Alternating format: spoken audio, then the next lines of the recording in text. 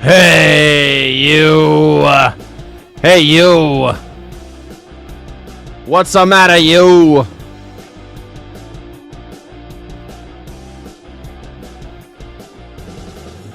Oh, yeah. Hey, everybody. Welcome. Welcome to the show. I hope you're having a great day today.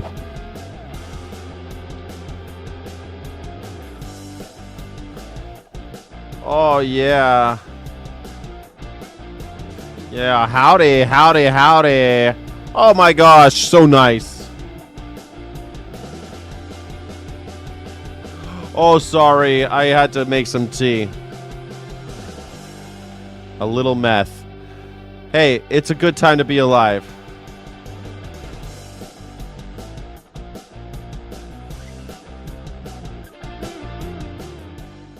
Hey, that was fun. Hey, welcome to the show, everybody. My name is Skyjack Morgan. I'm an independent news and culture commentator. I'm a free speech and critical thinking advocate. This is the number one. It's just the call-in dialectic show. Thank you for being here. Can you hear me loud and clear? Can you hear me? I hope you can. Oopsie, today's show, unemployed theater kid yells at Whitey for having opinions. Oh, I like it. Are you going to get on here and yell at me for having opinions, unemployed Whitey?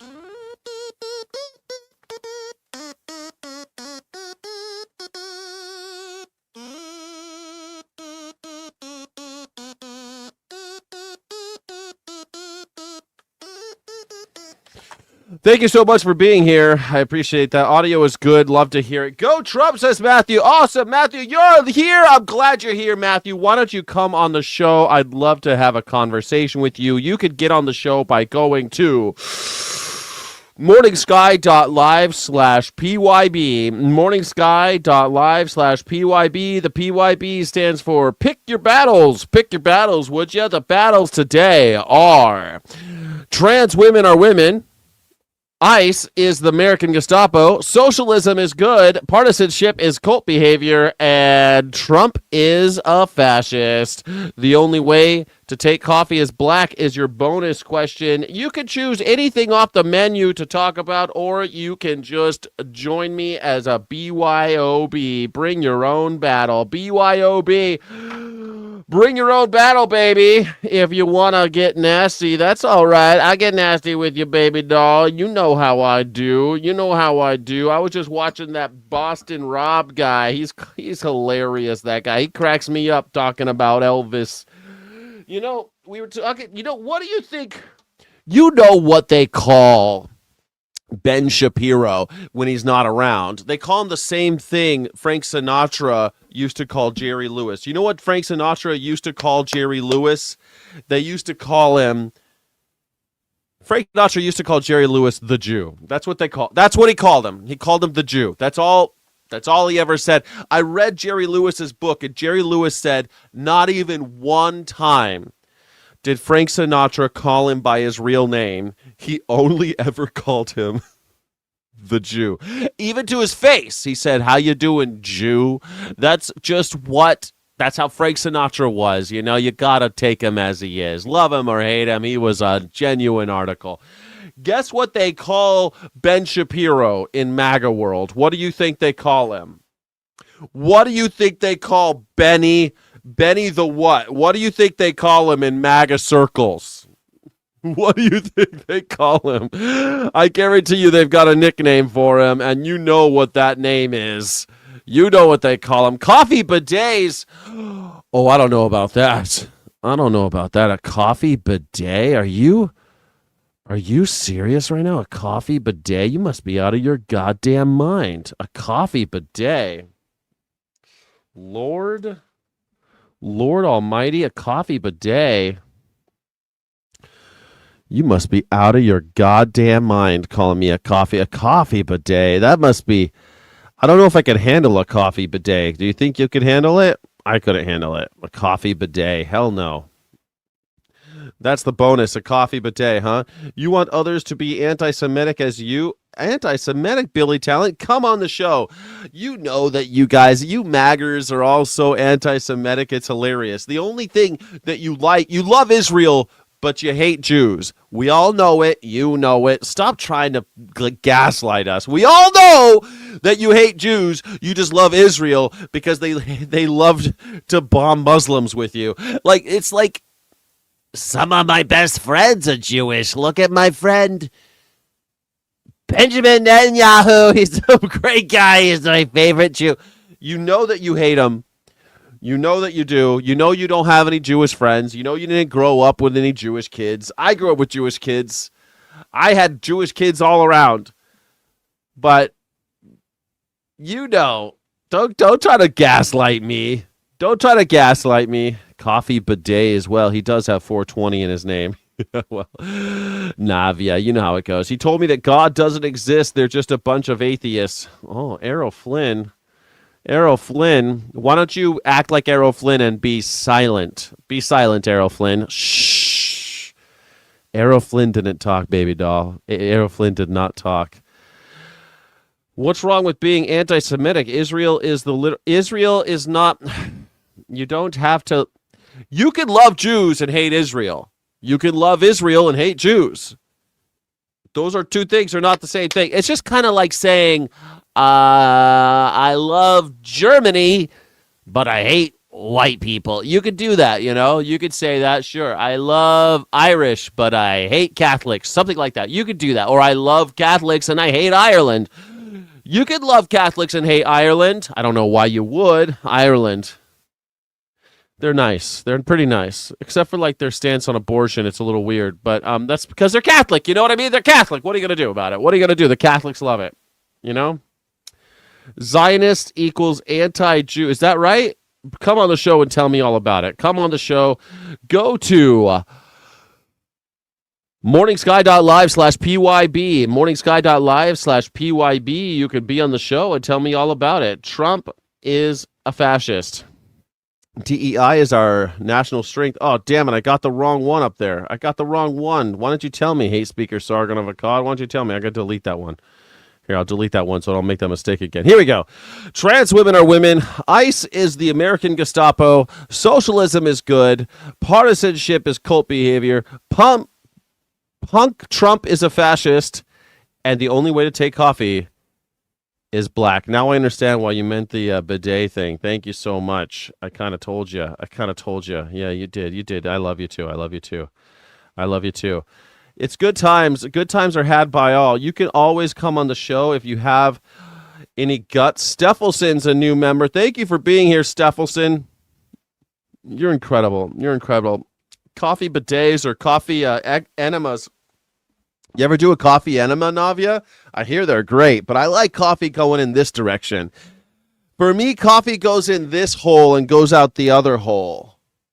It helps things go out the other hole, though. I feel like I used to think when people said coffee enema is they drank so much coffee that they had to shit. That's what I thought people meant by coffee enema. And then when I found out people were actually making a pot of coffee and squirting it up their butt, I thought, what the hell are we doing, folks? What are we doing here? What are we doing?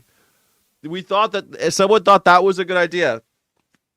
That it's okay to do that. I didn't know that was what y'all were doing. But share the stream, hype the stream, hit the like button, drop an emoji in the chat to let me know how you feel. Man, you look like Elon's beautiful brother. Wow, it's really an amazing resemblance. Elon Musk has spent a lot of money trying to look like me. He's got so much gender-affirming care, Barry. Barry, are you a gender-affirming care proponent? You like gender-affirming care? He got hair implants to look like me. He got a jaw implant to look like me. He got teeth implant to look like me. He got a penis implant to get a big dick like me. He's had so much work done to try to look like a real man. So thank you. I appreciate that. Elon Musk has spent so much money trying to look like a real man. And here it is, Barry. Here's what a real man looks like. You must love gender-affirming care. Thank you so much. We got a guest on. His name is Ding Dang Do. Ding Dang Do, how are you doing? Welcome to the Pick Your Battle show. Ding Dang Do it. What's good? How's it going? How's your day? Man, I'm loving life. It's going great. You know, I was watching I was watching some stuff. I was watching Donald Trump ask if the king of rock and roll's black belt was real? Uh, and fantastic. How fucking insecure can you be? You go to Graceland, okay? You get a private tour because you're the president of the United States, right? He's like, I love Elvis. I'm a huge fan. He's not a huge fan, which I told you that was a lie on the morning show. And then he's in the fucking show. He's in Graceland, and they're like, he had 2 black belts. And he goes, were they real black belts, or like, could I have taken him? Could I have beat him in a fight? Yeah, that's. Oh man, what a day on that! I was just. Is he still there, or because I'm going to Memphis? I hope they bury him there. Yeah, they got a nice big river going right through there. They could just right there, the Memphis. Yeah, they do have a big river running through Memphis. We get the Vance Reich. We get the 70-year Vance Reich. It's gonna be great. People don't realize that J.D. Vance is going to be president for the next 10 years minimum. Yeah. So I hope they're ready for it. Yeah, are you ready for it? I don't think it's gonna matter anyway or the other. Honestly, I really don't. Whether or not you're ready, it's gonna happen. Oh no. Yeah. I don't think it's like it's not. Gonna I don't think it matters if I'm ready. We're just slapping a new label on it. It's still shit ice cream, so I think we're cooked no matter what. Do you think that that having just the ritual of democracy as at least something good, like we should just even just playing make believe? Well, we're not even happy with the result when we get it. It's like we're still fighting over that dumb shit. It's just like there's nothing that's gonna make us happy. They just need to pay us enough money to where we don't bitch and complain about what they're doing.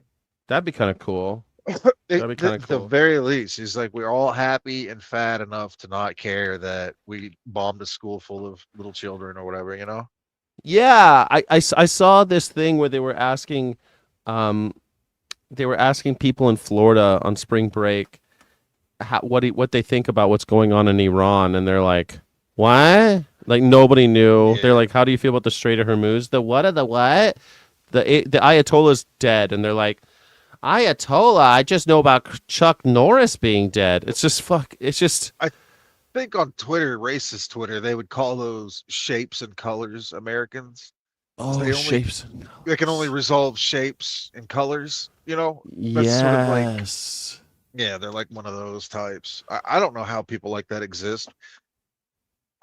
That's completely 180 degrees opposite of what we do because I guess we're news junkies or whatever, but I don't know how to reconcile it, Steve. Like, I don't know how people are able to go through life just being, what's an Ayatollah?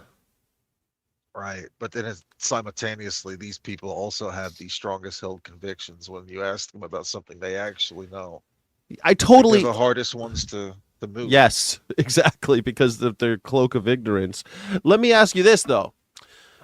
I remember a while back, this is something I haven't thought about in a little while, because they used to show pictures of kids in Afghanistan with AK-47s. Do you remember? They used to do that a lot back in the day. Yeah, they showed it all the time, like, oh, they're innocent. Look how they treat their children. And they've got AK-47s.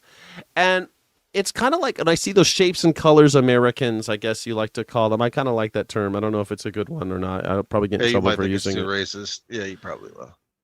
So the people on the beach in Daytona, Florida, who don't know what an Ayatollah is, I guarantee you they have mom's credit card. And isn't the credit card a vastly more powerful weapon than the AK-47? Because a credit card can kill people all over the world by just your purchasing habits. Sure. So aren't we just as bad? Giving a kid a credit card is worse than giving him an AK-47. Well, that's a good one. For sure. I mean, you have to think about all the consequences of like just the batteries that we buy for these Teslas, right? Yeah, all the stuff that we buy. And every time we use our petrodollar to buy something that harms somebody overseas, and which is most of the time, right? Most of the time. how many people have died on like oil rigs or those boats that Yes. transport the shit back? Yeah, there's a big cost to it, and we're completely Seriously, blind to it. For a sure, yeah. huge cost, a tremendous cost. And our kids who know fucking nothing, our ignorant bastards who are at Panama City Beach yucking it up, don't realize that people are dying in war for them, for their Trying credit to card bills. Like, right, yeah. Some fucking 14-year-old kid with an AK, being a religious policeman in his shitty little dirt hut in yes, Afghanistan. yeah, Like, yeah. oh, they chopped an old woman's head off or something. Like, okay, but I mean, it's come bad. on. Don't get me wrong. I'm against chopping off old ladies' heads, but it's nowhere near as Yeah. bad as an American 14-year-old with a credit card. Did you watch Tim Dillon? I think he hit on something like that on his last episode last week. He was showing these No. rich white liberal ladies in Dubai. They were making videos in that large tower, that big hotel, and they were all just complaining, "I want to go home." He's just calling Oh, them I've seen ignorant that. sluts. I've Like seen those are the that. women that Yeah. Epstein trafficked, and they were like, "Okay, you're good enough of a slave that we're not going to eat your body. We're going to just make you a posh little sex slave your whole life."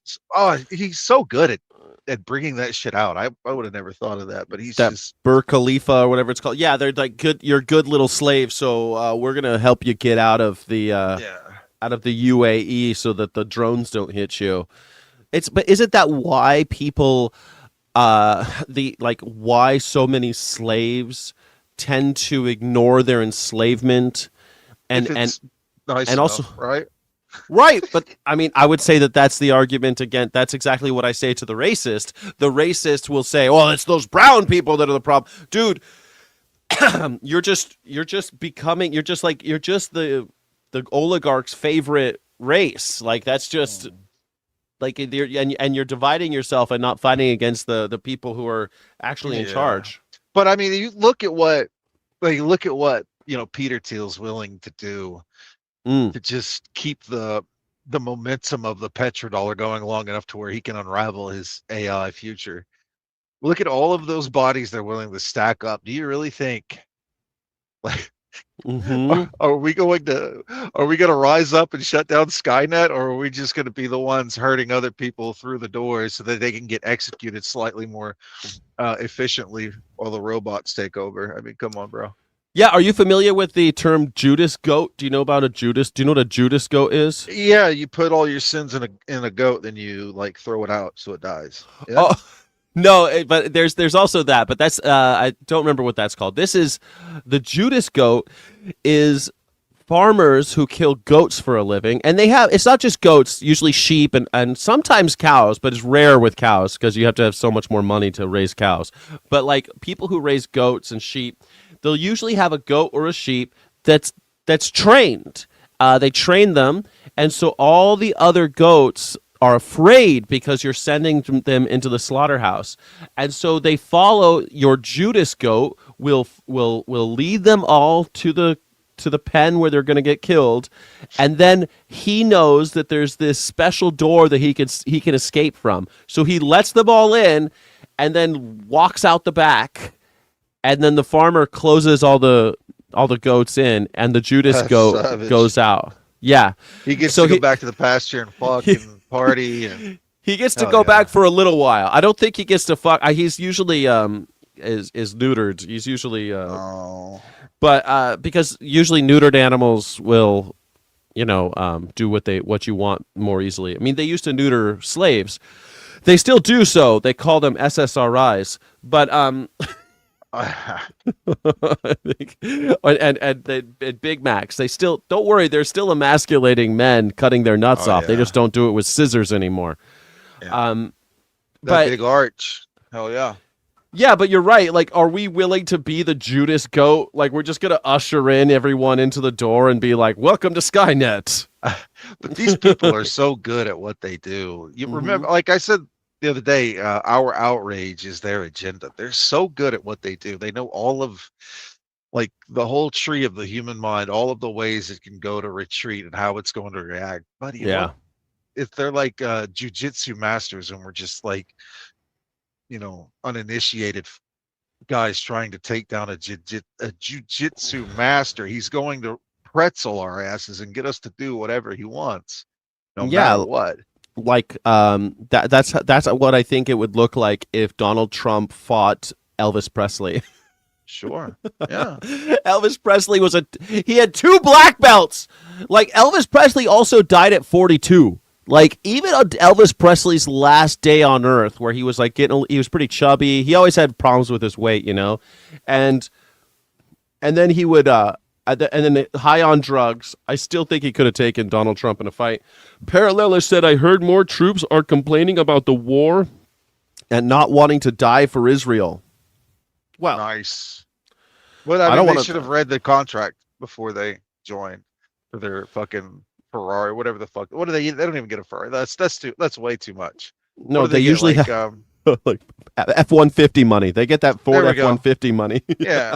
Is it worth it? F-150? You got to go swim around in the fucking Yeah. Strait of Amoose or whatever for mines. Fill around with them for your feet, dummy.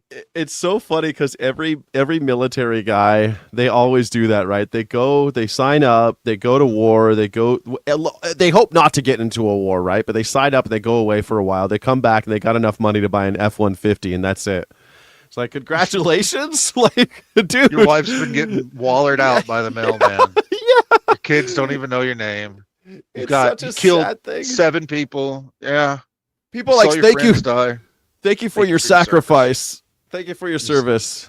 Your wife Yeah, it's loved it though. I always Poor thought bastards. when Bush would go and meet those wounded warriors, he found that guy whose skin looked like bacon, like cooked up Mm-hmm. bacon. I was thinking to myself, what the fuck is going through the back of his mind? He's like, man, I bet this guy looks delicious. There's some inhuman lizard brain type shit going through Bush's mind. Like, you did that to your body for this Yeah. fucking piece of shit. Like, kill him. Murder Bush. Yeah, I don't know why it's Wrap very your bizarre. bacon fingers around his neck and just strangle him out. He's Right the there. one, right? He's the one that did this to you. Exactly. How come you're not doing anything to this guy? Josh G says, "Is it true troops are failing their drug tests on purpose?" I don't know about this time, but I know that during Iraq and Afghanistan, I had friends. They would get on leave. They give you leave, and they'd smoke weed, and then they'd have you test on the way back in. And they would try to get you, but usually what they do, they're such assholes. They'll just demote you, so they take money away from you. You could fail your drug test, and then they'll demote you if you had if you weren't a private, right? But if you were like a private or specialist, or you were higher than a private, they'll demote you and bust you back down to private. So I had a friend who was a corporal, and he didn't want to be at war anymore. And so he smoked weed on his days off, and then he went back and they tested him, and they busted him back down to private. So messed up, dude. Like, so then his paycheck, it affects your paycheck, So, yeah, Elvis was 42 when he died. Everybody he died of a heart attack due to poor diet and a drug addiction, but everyone wants to always say that he was big and fat. He was never big and fat. He was a little bit portly, but he wasn't like. People always say that shit about poor Elvis. Oh, ding dang do, a ding dang do. You know when I say your name is a ding dang do for this, but you know that when I say ding dang do, I started doing that as a joke about Elvis. Like that's why I started doing that. Oh, ding dang do. Yeah. Oh. You got good voices, man. That's a sign of high intelligence, being able to modulate your voice to Yes. people. You're good at that. To impersonate others, yeah. So, I think Donald Trump would lose in a fight to your boy Elvis. But you had something you said that if you're a Zionist, you're anti-Jewish. Do you believe that? You're anti-Semitic if you're not that's anti-Zion? just a weird claim. It's like I'm not like a Jew lover, but I'm not also a Jew hater. I just don't want my country enslaved to Israel's will like endlessly. I just don't see that as positive. I don't see how we're getting hate into that situation. I could see where you would say, the Hitler shit. That was certainly some hate type stuff. But I mean, that's the furthest fucking thing from the reality of what we got going on right now. With Israel or Jews the Jews? Jews are doing very, very well right now, friend. Well, I mean, I don't know if you mean like American Jewish people, like the diaspora. Of Like course, where are they've Jews always done like well. not just having like Mai Tais on the beach, bro? I mean, how are they? Where are they Brooklyn, getting buck fucked? Brooklyn. You sure? Like I've getting been to I've been to Brooklyn. I've been to where they got all those that crazy looking hat that they wear, and they all look like they're in this weird cult. I've been there.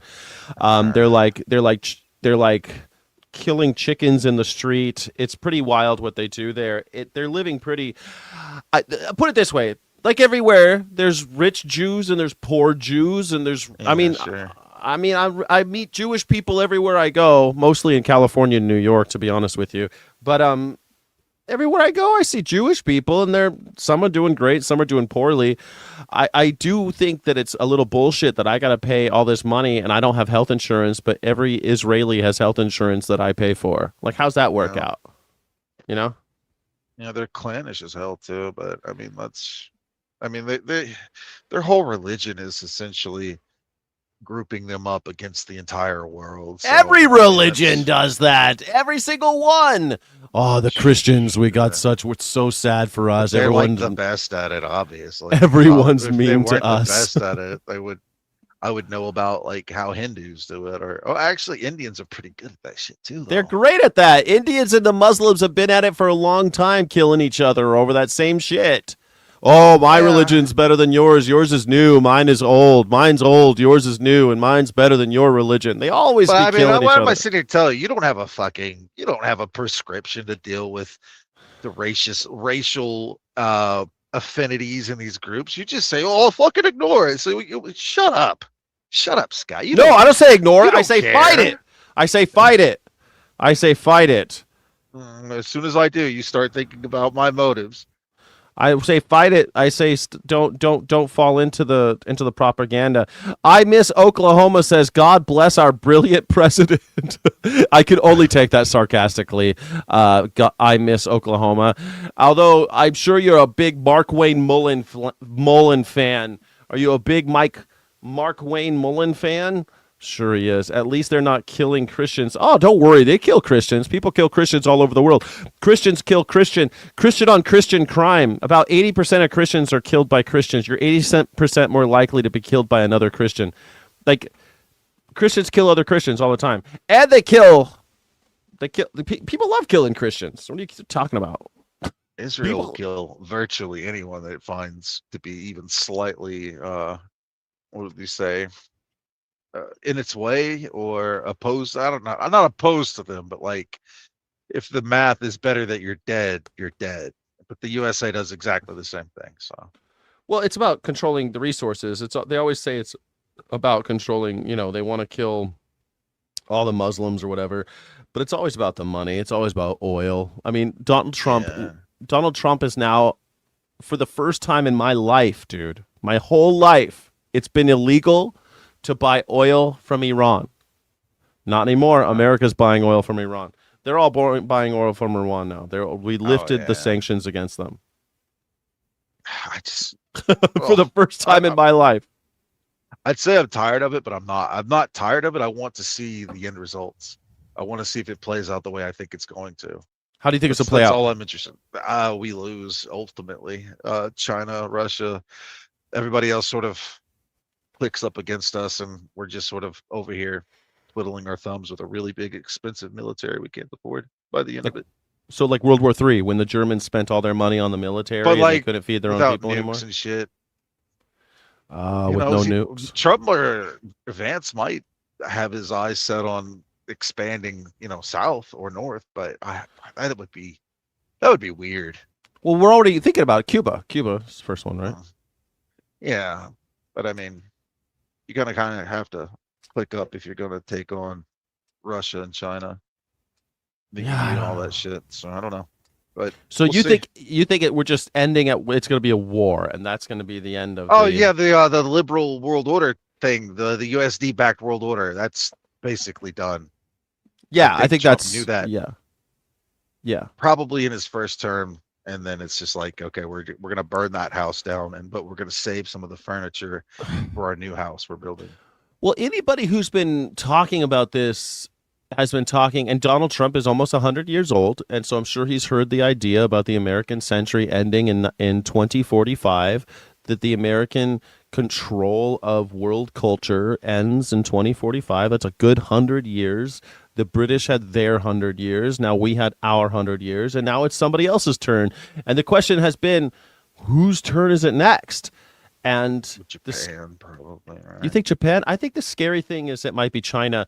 And the reason why I say scary is not because I'm worried about Chinese people, but because the Chinese cultural revolution, they call it a cultural revolution, but what they did is they killed all of their culture. They burned all the books. They destroyed anything that was deep about their culture. And it's been one of those things, like when I was learning Japanese, my Japanese friends were like, you should learn Chinese because that's the future. They're the future. And I'm like, it's boring, man. I don't want to fucking learn Chinese. There's nothing to read in Chinese. They don't have like 500 years of literature I could dig into, or like great philosophy. They got, you ever notice that it's always like shit that happened 1,000 years ago, like Buddha and stuff, and then it's like now. That's all you get from Chinese. It's because they burned everything in between. Sure. Everything, yeah. like, Call it what? Iconoclast. Yeah. right. Mao Zedong was the iconoclast. He broke all other, and then he burned everything else so that you don't have, and that's a scary idea. Like even America, with all of our fuckery and our genocide against the Indians, we still had like a little bit of something from the American Indians, right? We still had a little bit of your favorite weapons to use against white people to get what you want. Why would you do that? You wouldn't. That's why we have it still. Because it's sure useful for our elites to milk yes. money out of corporations and get white people fired because they're insensitive. Literally broke up antiques for progress. That's right. They literally burned down everything so that they could destroy the culture and build a new one, which, I think it's kind of a badass move if you think about it, unless you're, a Tibetan Before monk. I go right quick, let me throw something. It's going to be a little sloppy. I don't know everything I say is sloppy. You know how I like it. Yes. There was this lady. The Taliban's like Starbucks, that too. You're right. Sorry. Go ahead. Your turn. Starbucks customer. She goes into my voice has changed. Give me 1 second here, boss. His balls are dropping, ladies and gentlemen. He's got to take a little bit of a break. My little testes dropped. This lady goes into a Starbucks, black lady. She sees a skeleton suspended from a rope. The skeleton's always there. It's just part of the thing. It's like, they do put the skeleton in different poses, eating chips, having drinks, stuff like that. Yes, like a cafe culture thing. Right, yeah. She was an employee. She sees the skeleton. She takes issue with it. She says it's racist. She finds a lawyer, and the lawyer's like, well, this is insensitivity, and they want Starbucks to buy her sensitivity training. And I'm going to ask you, do you really think, like, racism's... Well, I get that racism... Sure, okay, look. Racism's kind of on its back foot right now. You kind of right. need... This is pretty sloppy. Yeah, you kind of need the KKK marching through a Jewish ghetto. You kind of need cross burnings. There's not a lot of that going on right now. It's not looking good for the racist economy. The anti-racist economy is not looking great. So because they don't have an obvious enemy. Because they don't have an obvious enemy, so now they're looking for it. Is that what you're saying? Yeah, I'm saying like all of this infrastructure you built up, you leftoids, you dirty commie. We'll not use that word. Commies built up all of this infrastructure to fight racism, and then you realize it's just an old man on a bed. You literally just kill him with a pillow. Isn't that disappointing for you? Like, I get why. But you picked up your veganism before, so it doesn't really fit with my personal criticism of your sort of, I don't know, your outrage machine, because you were a veganist sort of long time ago. I thought, it would fit better if you were sort of like, well, I can't be anti-racist because there's not enough fucking racists for me to smash. But what am I going to do? Oh, the animals. But I still think you're ridiculous. Well, in some part. So you think it's ridiculous because someone? Which part of that? Which part do you think is ridiculous? Let's give me, because you're right. It was a little sloppy. Which part do The you use the ridiculous? outrage, like the outrage infrastructure is there. It's running at full speed at Mhm. fucking nothing, but it's Yeah. still there, and it's got to pull in the bucks. It's got to get the paycheck. Oh, I see what you mean. Well, usually it's just an Was HR it class. worth Have it? you ever had to do anything like that? You ever worked in corporate America? They The show you a video. sensitivity? No, no, no, no, no, no, Yeah. no, no, no, no. Wrong one. I don't even like the idea that you were a manager. That's as close to a manager as I get. I was okay. Well, yeah, we'll talk about that some other time. But Yeah. when you do the sensitivity training, it's usually a video that somebody recorded a long time ago. I don't think there's some kind of outrage economy that's making money off of showing this employee a video. Okay. But Okay. sensitivity training, that's usually what it is. And what else are you supposed to do about Starbucks? They've done some nasty shit in the past. So the fact that they've got some videos lying around to show people that kind of touch the tar baby, as it will. You know, it's funny. It's funny you say that sometimes. So are you familiar with the tales of Uncle Remus? Have you ever heard of it? No. There used to be this movie called The Song of the South. Have you ever heard of that? It was a Disney movie. Vaguely, sure. Yeah. So Uncle Remus is like a story, is these stories from the slave times. And one of the stories, it's a slave narrative. It's about Brer Rabbit. The rabbit, the fox wants to catch the rabbit, and they know the rabbit's got a short temper. So they make this baby out of tar, and they put him in the street where they know the rabbit's going to walk by. And the rabbit walks by, and he says, "How do you do?" And the tar baby doesn't talk because tar babies can't talk. And the rabbit gets so angry, he punches the baby, but of course now he sticks to the tar. It sticks to his fur. And then the more he punches the tar baby, the more it sticks to his fur. And then he's caught. Now the fox can catch him. Now, the thing is, that's not racist. There's nothing racist about that story. But people will associate tar baby to the fact that tar is black, and therefore it must be a racist story when someone says, which is, you hear people say this from time to time, "I'm not going to touch the tar baby," or "Don't touch the tar baby," which means calm the fuck down. Don't let your temper get the best out of you. The more you fight, the more you'll sink. The more you struggle, the more you'll get stuck to the tar baby. And it's a good little saying. People have been saying it. But now people don't say it. And I watched someone on YouTube recently, and they're saying, "I can't say tar baby because it's racist." There's literally nothing fucking racist about it. So does it get ridiculous sometimes? Are we overcorrecting sometimes? Yeah. Am I annoyed by it because it's changing something that I think is kind of a cute little story, and it's kind of like a saying that I kind of enjoy when people say it? I don't usually say it, but sometimes I hear other people say it and I know what it means and I get a little joy out of that or whatever. Kinda. Is it the worst thing in the world if I lose this stupid saying, a saying that I like, if people are trying not to offend other people? Is that the worst thing in the world? I don't But think you so. already know where I stood on that a long time ago. That's the argument that was made back in 2008, whenever Antifa started its crusade against whiteness officially. Antifa? So, yeah, the answer. You don't have to. I'm kind of calling the progressive march through the institutions as sort of like there's no good one thing to call it, but they were Antifa, and I could see these people like doing the Antifa tactics and advocating for it. So it's I not can see exactly. I can see why you're like conflating them. I mean, up until Antifa, nobody called it Antifa in America. They used to be called anti-racist groups, anti-racist, or because no one called it Antifa out here. Only until like the 80s, into the 1980s, they started having Antifa groups. But like punk rock music had anti-racist group and anti-Nazi groups.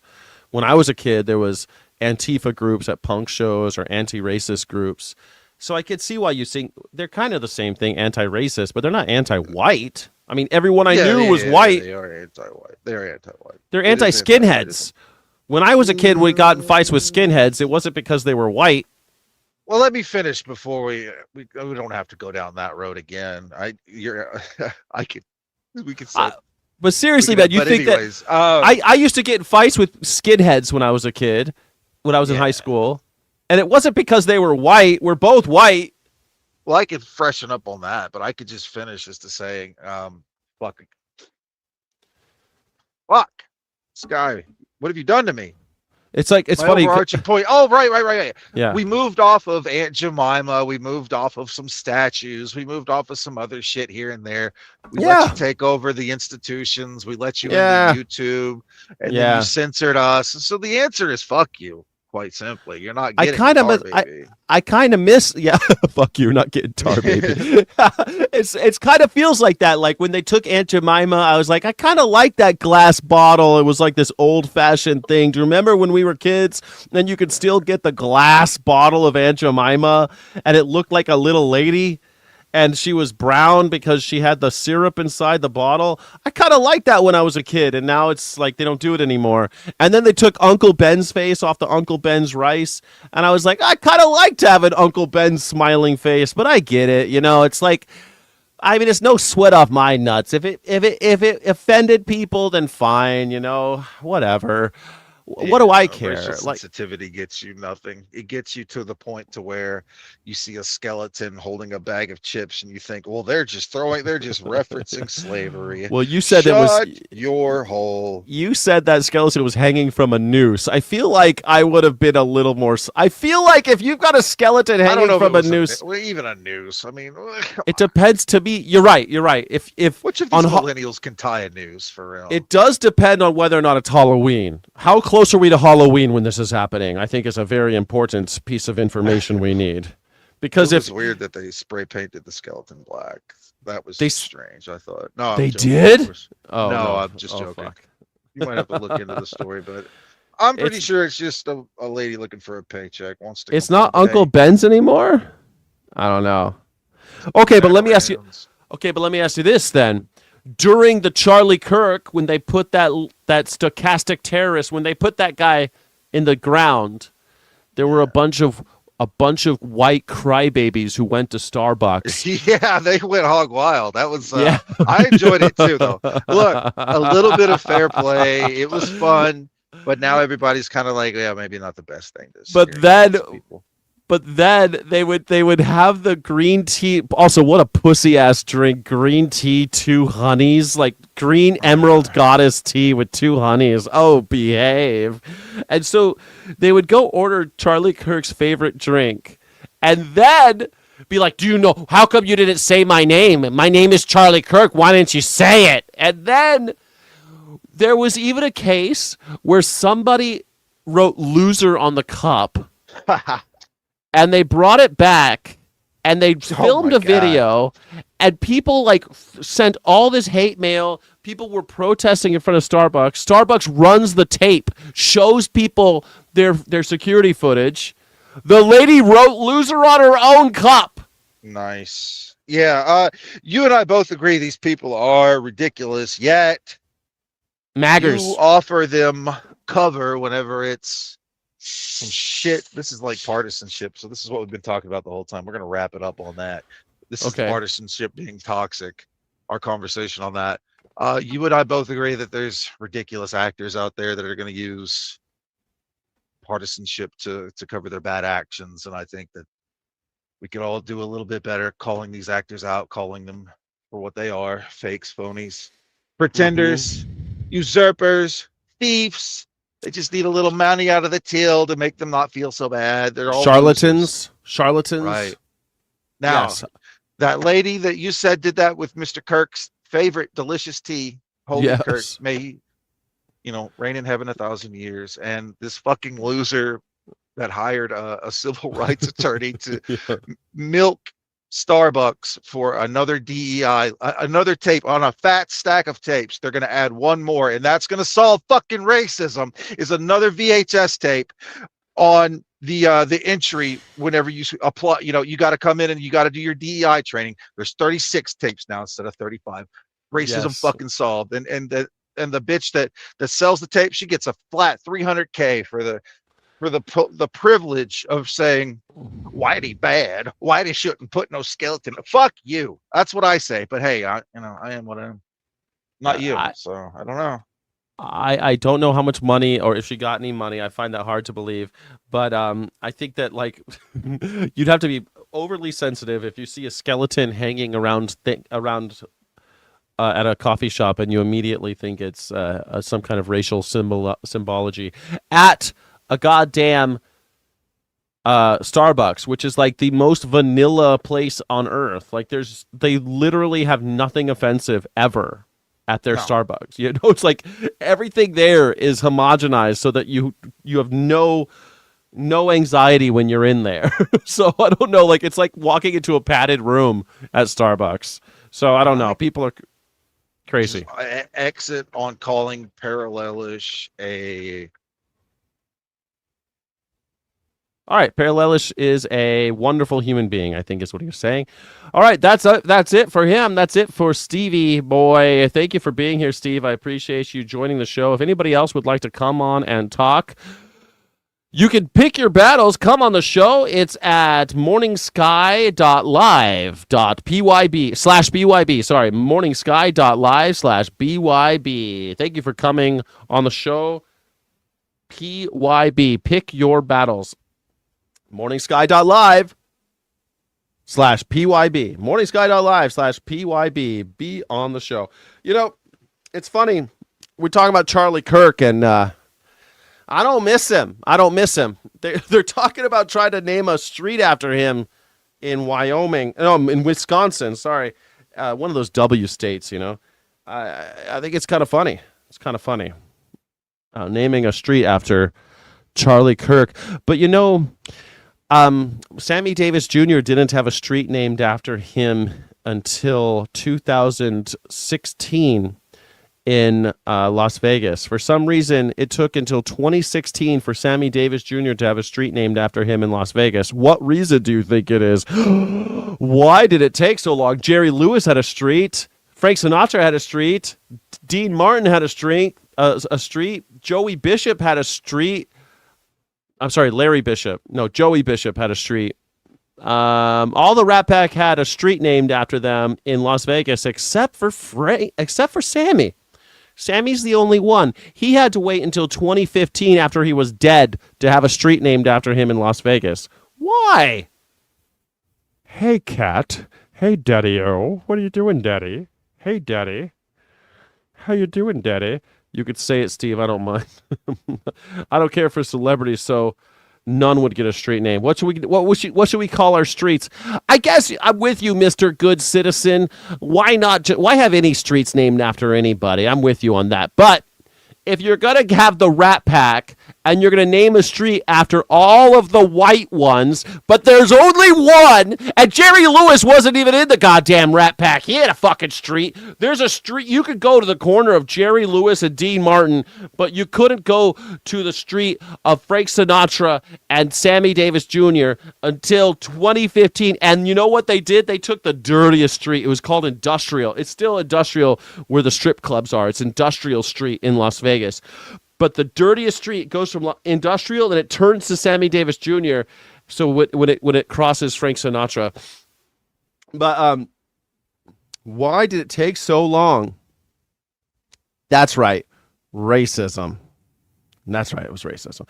Oh, because he was short. Hey, Daddy, how you doing, man? Hey, man. Hey, man, how you like riding in the back of the bus, Dean? How you like riding in the back of the bus, Dean? I always liked Sammy Davis Jr.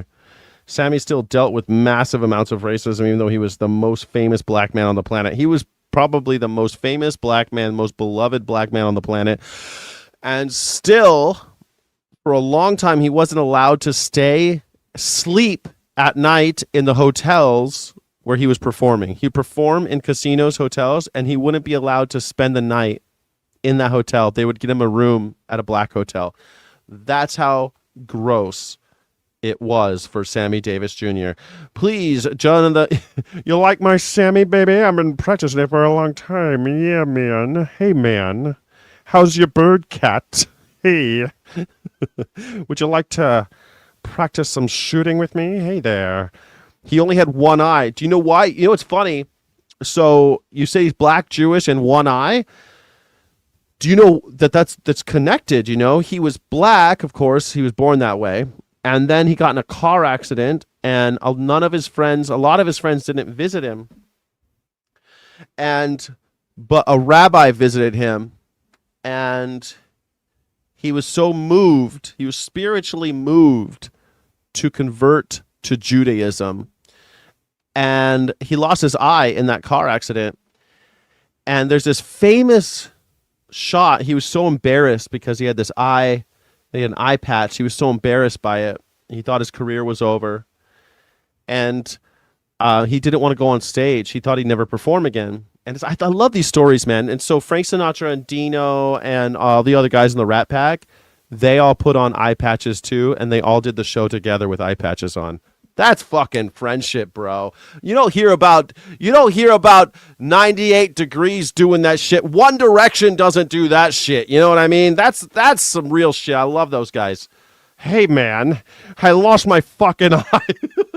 Hey man, I lost my fucking eye. I want to go on the stage. Hey. You're born black. Yeah, he was born that. He was born black, but he was not born Jewish. And he was born with two eyes, not one eye. That's the story of Sammy Davis Jr. He was born a two-eyed black young boy. And then he grew up to be a one-eyed Jewish black man. Yes. Leftist mythology is always crystal clear. Okay.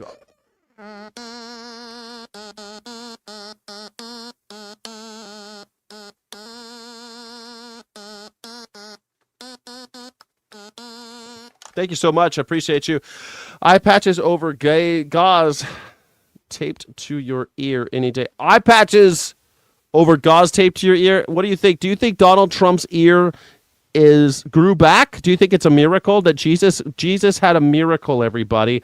Welcome to the age of miracles. This is the age of miracles. You thought miracles were over? Oh, no, sirree.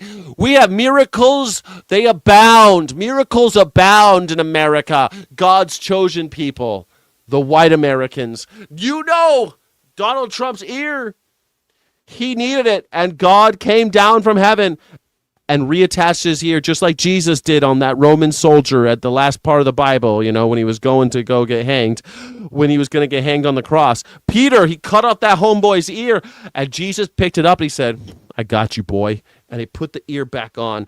It's my favorite part of the Bible. I always loved that part. Because, you know, the Bible, when I was a kid, I was like, it's kind of boring, but that part where Peter chops off that motherfucker's ear, I like that shit. When I was a kid, I loved that story. I really liked Bible school because of the story of Peter. Peter was my favorite. When I was in Catholic school, Peter wanted to be my patron saint because he cut off that dude's ear. I was like, now that guy rolls heavy. That guy's the friend I want. That's the friend I want. I want a dude who's going to cut off a soldier's ear for me. That's what I want. Peter. Hardcore. Who's calling Buffalo Bill? I'd fuck me. Trump grew his ear back. Praise the Lordy, Lordy. You got it, buddy. He grew it back. Donald Trump grew it back. So as you know, we have a wonderful set of new things to talk about, a new menu of battles that we can listen to right here. The first one is trans women are women, trans men are men, non-binary people are non-binary. This is not a debate. Alexandria Ocasio-Cortez. The next one is first they came for the immigrants and I did not speak out. That's after the poem by Martin Niemöller. The test of our progress is not whether we add to the abundance of those who have much. It is whether we provide enough for those who have too little. Franklin Delano Roosevelt. The alternate domination of one faction over another, sharpened by the spirit of revenge, is itself a frightful despotism. George Washington, farewell address from 1796. Benito Mussolini said fascism should more properly be called corporatism, since it is the merger of state and corporate power. There you go. There you go. There you have it. What do you think? Do you think I'm right? Do you think you're wrong? What do you think? Do you think we're all okay? Are the kids going to be all right? Can you handle this? You got something to say? Come on the show. Go to morningsky.live/PYB. Come on the show and have a conversation with me. Consider it a Hegelian dialectic. It's not just like, oh, I'm going to argue with you. I don't want to have a debate. Let's have a conversation. And if you don't like anything on the menu, BYOB. Call in. BYOB. BYOB. Come on, baby doll. Is Boston Rob still on the show? He's still on. He's got way more viewers than me right now. But hey, I still love him. I still love him. This is a new show, so you know what can you do? I'm gonna open up my Venmo, see if anybody's given me any money lately. If I gotta read any, say thank you to anybody. Thank you to, let's see, thank you to Steve. Thank you so much for putting a penny in the pocket of the show. I appreciate that, Steve, so much. Thank you very much for supporting the channel, Steve. On the 24th. Check this out. Organized racism, supremacy, or something else. Lefty approved criticism. To me, this looks like. Ooh, okay. I can't. How do I copy this? I can't copy this. I got to figure out a way to actually get these off of this fucking phone and actually on the thing. But thank you so much, Steve. I will watch it, though. I promise. I will watch it. Thank you. AI, the end of the girl boss. R.I.P. You will not be missed. Oh, you think AI will be the end of the girl boss? No more OnlyFans girls, because the AI coffee bidet is equal sky happy. You think the AI will end? Do you think that AI is better than OnlyFans girls? Is the working class rolling in money now? The working class is rolling in money. Yes, Donald Trump fixed it all. Fixed it all. They made $660 million yesterday. This war is a con job. Leon Vyome, I think you might be right about something there. You want to come on the show and talk about it? Come on the show and talk.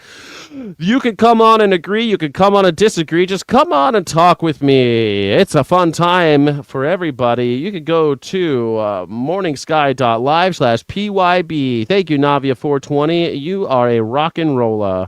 The time the show might not be best. People still at work or driving home. Well, it depends on where you are, Parallelish. I like to have it early because I didn't want all my European friends to be like, Sky, I can't watch because it's too late. Should I do it later, you think? I could do it later. How about I'll try it later? We'll see what happens. I don't know. Boston Rob has 250 people watching. So, I mean, clearly it just waits. I think what happens is that the algorithm has to have a chance because I'm trying to catch MAGA people and stuff like that to do that. Call in, tag in, says Hey Speaker Sargon. Oh my God. All right, Parallelish, it's on you now. If he was on TikTok, you'd get a bunch of kids to watch. Yeah, but then you don't have anybody interesting talking. It sucks because you want to have interest. Thank you so much, Hey Speaker Sargon of God. It sucks because I listen to those guys that have TikTok on their live streams, and it's fucking painful how stupid people are. Like, I've had some stupid people come on the show, but man, it's rough when I listen to those people on.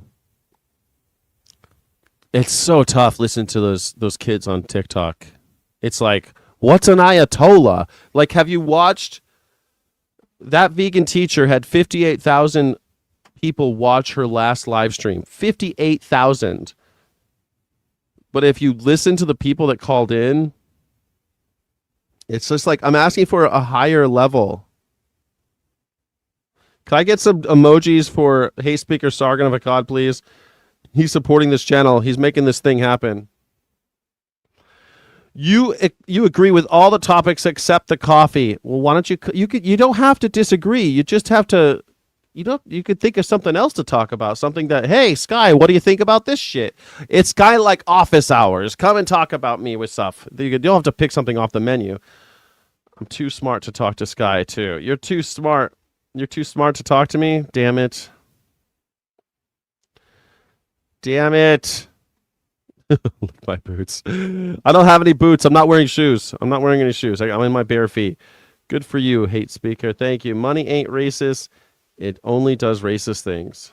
It ain't easy being green, though. TikTok is complete shite. I get it for the money, but I can't. They don't pay you enough. When I was doing TikTok, I would get like $50 per stream, but it was worse. It just was harder. It was just grosser, and people sucked, and it was just like it wasn't worth it, though. Need a caller, though. You can come on the show. Capitalism is racist, says Jocelyn. Come on the show. Let's talk about it. Come on the show. Let's talk about capitalism being racist. Prove your point. Tell me what happened. I was twisted hippie to call in. Do I have to keep calling in to make up? An honest doubter. Is this Are you Wittgenstein? Yeah, call in. TikTok is too foul. It's just like, it's too gross, man. I just don't like it. I don't enjoy being on it. I don't like the people on TikTok. I don't like the live stream interface. There's nothing that I like about it. So people are like, well, it's money, though. It's like, I get money on YouTube. It's like, you don't get a lot of extra money going to TikTok. And if you think about it, you could monetize any platform. You could monetize any platform, but you kind of have to like the audiences on those platforms. Most people that watch my show, most people that are subscribed to me and watch my shit are over 35. And the biggest group is over 55. And a huge amount of people are over 65. So if those are the people I'm talking about, those are the people I'm talking to, they might not be the first people to want to come onto a live show, which kind of sucks. That's fine. But they're not on TikTok. You know what I mean? They might be on TikTok, but I don't know. It's just a bunch of nasty-ass children. Sky is in California. That's right. It's 2:11 in California. It is. I'm in California. That's true. Dual stream to TikTok so they come to YouTube. I've thought about that, like with my phone. That's what that vegan teacher does. She sets up her phone and she TikToks, and then she YouTubes at the same time, which is cool, I guess. Except then you can't hear the callers, which it's kind of cool, I guess. They can't hear the caller, so they just have to go to YouTube to hear the caller. Yeah. I'm right on the 35 threshold, says Finn Von Smith. Yeah, you're right there, are you? Hey, you're right there. You're right there. 53 says Laser Sword. You gotta love those laser swords. With 100K following plus 5,000 views per stream. Who dat? I know a couple who did RV living online in the 20 teens with 100,000 following and 5,000 views per stream. Yeah, that's pretty cool. 5,000 views per stream. But like my morning show got 13,000 views today, and that ain't so bad. I think I'm pretty stoked about my morning shows growing. It takes YouTube. YouTube is like playing on hard mode. It takes a lot longer to get those vanity metrics. So like 5,000 views per stream is pretty good. Right, but that's not fantastic. 100,000 following and only 5,000 per stream. That ain't great. That's not good. They're clearly, the people who are following them don't watch them, and I don't want that shit. I want people to come on the show. Jocelyn, California. You think so? California? We're the 4th richest country in the world. You think we're the commies? Come on the show, Jocelyn. Jocelyn, the great one. Come on the show. You can have a conversation with me. You don't have to show your face. You just have to hear your voice. Yes, morning show did well. 150 concurrent at the end.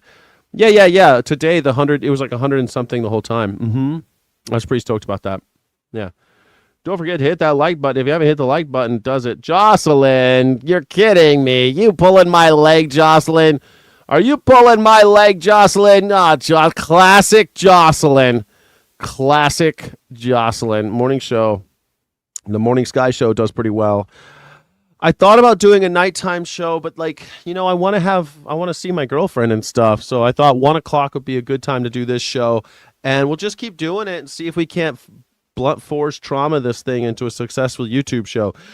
Reaching anyone with a good message is superior to reaching thousands with a bad one, says an honest doubter. I agree with you on that. It's just difficult. Of course, you get caught up in this shit with like these vanity metrics because you want to have more likes and subscribers and blah blah blah blah blah blah. But honestly, I'd rather have a community of people that actually show up than a bunch more. If I had a bunch more subscribers, of course I'd be happy, but if that didn't mean also more views, that'd be stupid, right? Like, as I get more subscribers, I'm getting more views, and I have those metrics to prove it. So, you know what I mean? Bob Dix, fake news idiots. Who's the fake news idiots? Come on the show and tell me what you mean. Who is the fake news idiots? Come on the show. Go to morningsky.live/PYB. Pick your battles, fake news idiots. Bob Dix, come on the show. I'd love to hear what you have to say. Call in, Bob. Bob, we're all dying to hear what you mean. Now's your chance. Come on the show. James says that Trump is a traitor. Come on the show. Tell me what you mean. Come on the show. Tell me what you mean. morningsky.live/PYB. Come on the show. Tell me what you're talking about. I have no idea what you're talking about. Trump is a traitor. What? Trump? The president of the United States is a traitor to the United States? How is that possible? Is that possible even, that Trump is a traitor? Come on the show. There's a lot of Trump voters who live here in Wyoming who are regretting their vote for him. I know, and it's finnin' hilarious. Jocelyn, I was in Wyoming the year before last, and that is where people threatened to kill me. They threatened to kill me for standing in front of a McDonald's. And it was in the news. It was in the news, man. Yeah, man. It was in the news. It was in the news, man. Has anyone ever seen the original Ocean's 11 with Frank Sinatra and Sammy Davis Jr. and Joey Bishop and Peter Lawford? Did anybody see the original Ocean's 11, the musical? So good. Ain't that a kick in the head? Ain't that a kick in the head? You never seen it?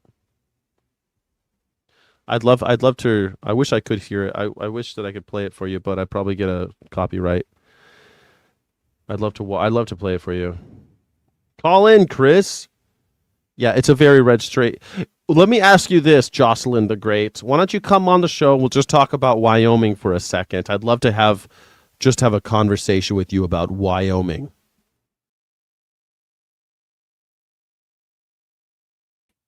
When I was in Wyoming, we had, I saw that they had cribbage, like stacks of cribbage. Every bar that I went to, every cafe that I went to, just stacks of cribbage everywhere.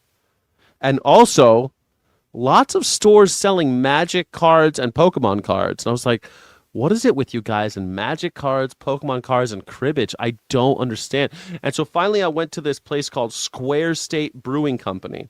And they were at the bartender and owner, the brewer. He's like, yeah, man, I killed this deer. I was hiding behind the tree and I killed this deer. And I was like, oh shit, this fucking guy. And so then I asked him, I said, sir, excuse me. Pardon me, sir. I'm not from around these parts. And I was wondering, what's with the cribbage?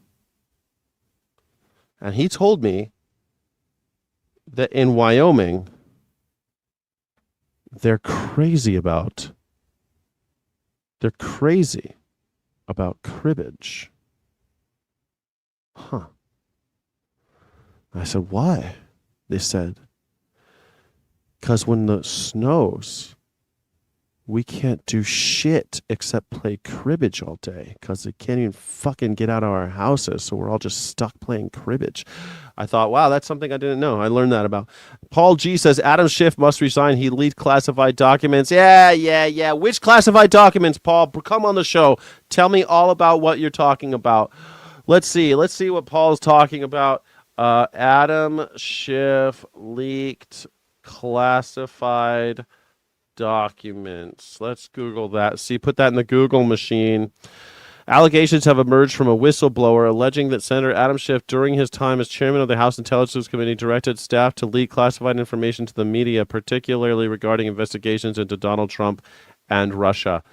Yeah, classified, huh? Yeah, we all know so much about it. Let's see. In August 2025, declassified FBI interview notes from 2017 to 2023, released by former acting director of National Intelligence Kash Patel, revealed claims from a former Democratic staffer on the House Intelligence Committee. The whistleblower alleged that Schiff and his staff aimed to leak classified information to create a negative public narrative to damage Donald Trump's reputation, with some information allegedly intended for use in an indictment. Interesting. What would they have leaked that would have ruined his reputation? What do you think it would have been? Could it have been that he was colluding with Russia? What was the information that he leaked? Oh, we don't know what that is. We don't know what it is. Schiff's office stated the accuser is a disgruntled former staffer fired in early 2017 for cause, including harassment, and according to a CNN report, issues related to travel. Oh, great. So Kash Patel. So Kash Patel is going after Adam Schiff. Shocking. What a shocking discovery. Jack, you've been on the stream for a while. Have a break. I'm trying to get someone to join me on the stream, Lewis. You want to join me? Come on the show. Of course, Trump will follow his Israel masters. Of course, they have killed multiple U.S. presidents before him. I mean, we're Israel's rent-a-cop now, so that's how it is. I live in Wyoming, too, and she's right about Wyoming. Do you guys play a lot of cribbage? What is cribbage? I've heard it, but I can't record. It's a card game with little pegs in a block. I don't know how to play because I've never lived in a place where you can't go outside during winter. I've been in snowstorms, but not like the whole winter where you can't go outside. Wyoming is pretty. Every major city in Wyoming is a No Kings protest, and there was actually a lot of turnout. Interesting. There's major cities in Wyoming.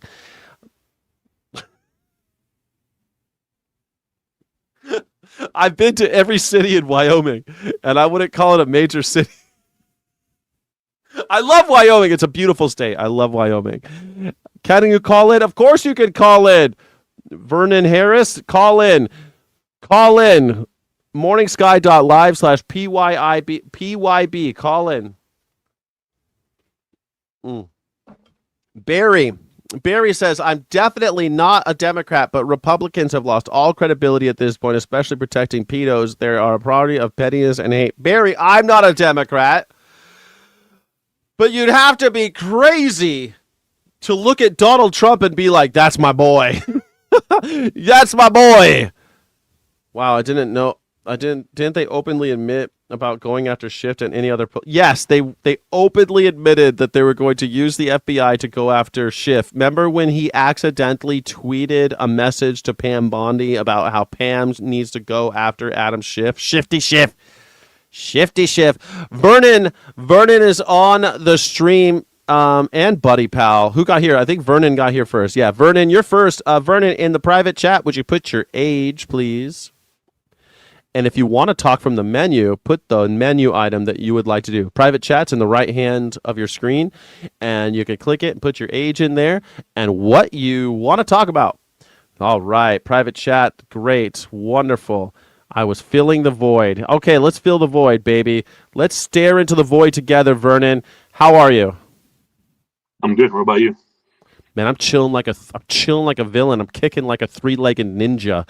Are you excited about everything that's going on? Are you excited about the war in Iran? No, I think it's dumb. I don't know why we're over there in the first place. To fuck some shit up, man. We want to see the explosions, man. You never. What state did you grow up in? You sound like an American. I grew up in Wyoming. In Wyoming. Yeah. So in Wyoming, are firecrackers legal? When it gets hot, no. So when you were a kid, though, did you ever like put firecrackers into like Matchbox cars or into toys and blow them up? Oh yeah, we put them in cans and stuff and blow them up. And stuff, right? That's the same thing. That's what we're doing in Iran. Yeah. No. Except with human children. Yeah, we're fighting Israel's war. In my opinion. We are fighting Israel's war, but what is Israel? What's their big problem? How they want to kill all the Arabs? What's their deal, man? I'm not sure. More oil, I guess. Yeah, I think mostly it's oil. Are you? Mostly it's power and control. Yes, oil, mostly Yeah. oil. So, are you excited about anything? You seen any good movies lately? What's your deal? What's going on with you, man? Recently, I seen. I don't know if you watched it. Civil War. The one where she's a photojournalist. Yeah, that was interesting. Yeah, did you like it? Did you like how? Yeah, I liked it. I liked the ending of it. It was pretty good. The ending when he's like, "Don't let them kill me," and he's like, "That's yeah, good." they just shoot him. And then they shoot him. Yeah, I thought it's funny because that movie, The Civil War, I think it shows how important the press is and how important all that, like how important photojournalism is. But also, I really did kind of like how like the Californians are fighting. There's all these like, they've got all these factions now. The country's all broken up, and I don't know. It was I like Texas and California allies, and they formed their own little like state. It was crazy. Yeah, I also liked, there was a part, I forget where they were, but they went into a town and everything seemed really normal, and they're going, do you know about all the shit going on? They're like, well, that don't matter to us around here. Don't affect us none. And they're all like really weirded out. Like, you haven't picked a side. Then it pans to the roof, and there's people sitting up there watching them. Yeah, yeah, yeah. It's like you're under this surveillance state. Yeah, weird. It's like it seems like it's normal, but it's not. They're under this like high pressure surveillance, and it's you're not free. Yeah. I thought that was pretty cool. I thought that was pretty fun. Did you vote for Donald Trump or how? You're in Wyoming. I hate to ask you. Yeah. No, I voted blue. You voted blue? These past 2 elections. Yeah. That's cool. Yeah. I'm not a Democrat. I don't like the Democrats, but I mean, like. Oh, I don't either. I'm not too fond of the Democratic Party right now. No, I've never been a fond of the Democratic Party. I've never been fond of them. But it's either at this point it's either them or the Nazis. So it's like shit. Yeah, it's either them or fascism. Yeah, it's either them or like full on fascism. It's like diet fascism or getting fucked in the face with fascism. Those are your choices right now. Yeah, because like the Democrats are kind of fascist too. It's just like they're gonna lube you up a little bit, and I'll take the lube. I'll take it. Yeah, that's true.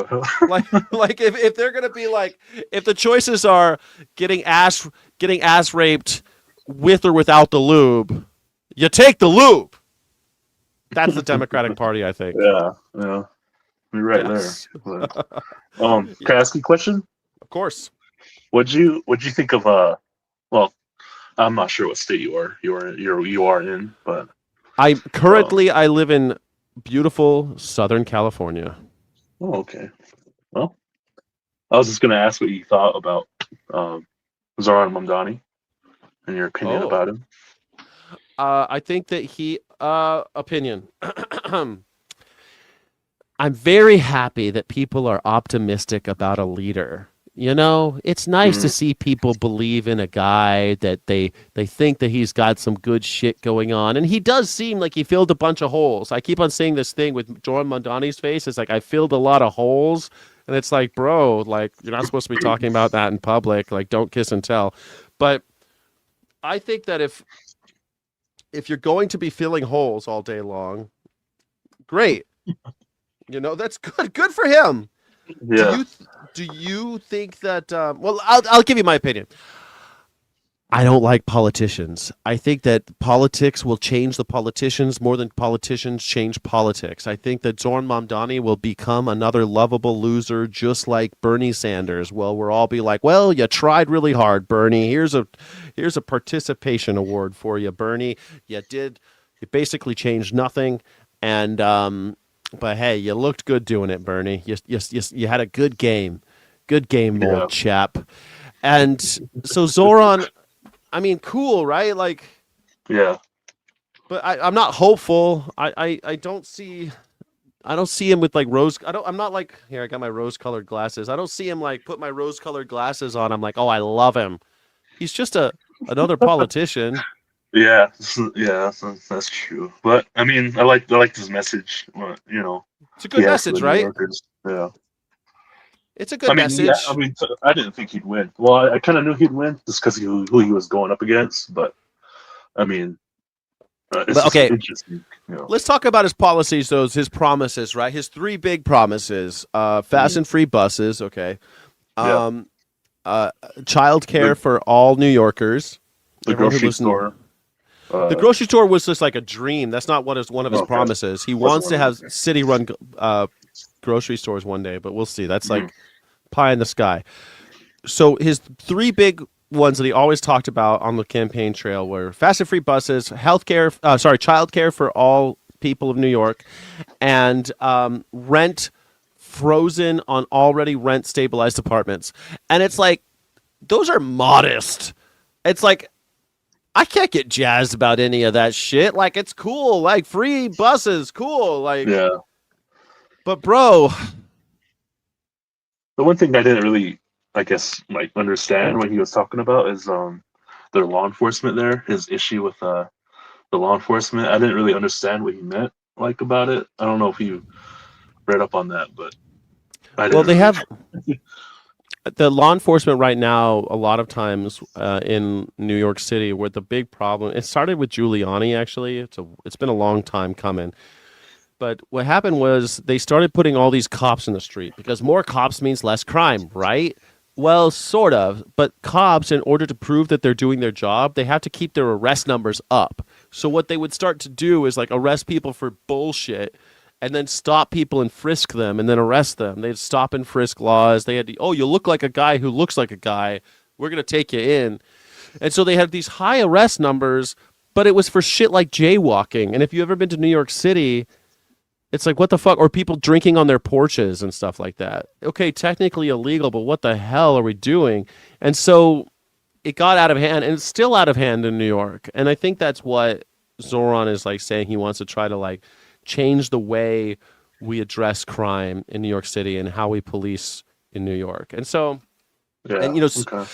and neighborhoods where more people of color live, they get more cops, and that the way they're policed is a little, a little intense. And so, all of these things coming together, like he wants to change that. Which, sure, cool. I hope he does. I hope he does. I just Yeah, the crime rate is down there. Well, last time I heard, it was pretty down. but it's down everywhere. It was down. It's been Yeah. going down. It's been going down for the last 30 years, and it went up during the year after COVID because everyone went crazy, and then now it's down. It's going down again. Like a little spike, but it's all going down. It's been going down for 30 Yeah. years. So, and a lot of that's because people don't carry around cash anymore. There's a lot of reasons why, like the types of crimes that And we there's were always cameras everywhere. cameras. Yeah, I guess that's true too. But they say a lot of it isn't because of it's mostly because the crimes just aren't as easy to commit anymore. You can't just walk down the street and find, Martha and Thomas Wayne Yeah. And stick them up. and stick them up, right? Like, give me all your money. There's like No. that shit's we don't really have that. Even at a liquor store, like going to a liquor store and be like, give me all your money. It doesn't you're not going to take $5,000 out of a liquor store anymore. You're lucky if you get 1,000. Is it worth killing Yeah. someone over? Is it worth like? So Yeah. Well, here in Wyoming, some places still take cash only, and that's kind of annoying. But that it is annoying, but in places like Wyoming, how much cash are they like? They're not going to have that. They're still not. yeah. There's still not that much money on the table, right? There's not like. Yeah. It's not like New York City where there's like they have to have a. When I worked in the restaurant business, we had $60,000 in the safe at all times. Oh, okay. Yeah. $60,000 in the safe at all times. So if somebody came and stuck us up, like they could get 60 grand. And that restaurant that I worked at still has 60 grand in their safe all the time. That's crazy. It's crazy, right? It's crazy when you go to the Yeah. bank, you got to walk down the street with it. It's all crazy. But yeah, 60 grand. So there you go. How do you feel about Zoran Mamdani? You like that and Oh, I just liked his message. I was kind of like critical of some of his like things he was talking about, some of the issues he was, but I mean, I'm not a New Yorker, so I didn't really, I can't, Mhm. vote for him or it's not going to affect me. But I just thought it was cool that somebody Yeah, it's cool. who's getting a rise, a following like that. But You're right. It is kind of cool. You're right. That is cool. I shouldn't be such a shit, but at the same time, it's hard for me to get jazzed about another politician claiming he's going to tear down the master's house with the master's tools. Like, he's not. The thing about these socialist Democrats or these democratic socialists, they always are trying to, like, well, if we just bend capitalism a little bit this way, everything's going to work out for everybody. And it's like, no, it's not. No, it's not. Capitalism is fucking somebody over so that you can have more. You might get it to the point where it's not fucking over anybody in your neighborhood. You might get that lucky, like the Norwegians, but there's still somebody on the other side of the planet starving because you got that nice deal. So, I don't know, man. It's for all the talk of like Zoran Mamdani's the new messiah. I can't really get jazzed about it, but you're right. It's nice to hear someone at least. Yeah, I think I do like the fact he's also like I'm not really interested in going to Israel. I kind of like that too. I'm up for that. I don't know why they asked him that during the debate. That was dumb. Because he's the mayor of the biggest city. If you're the mayor of the biggest city in America, you're going to get some questions about how you're going to, George, what's his face?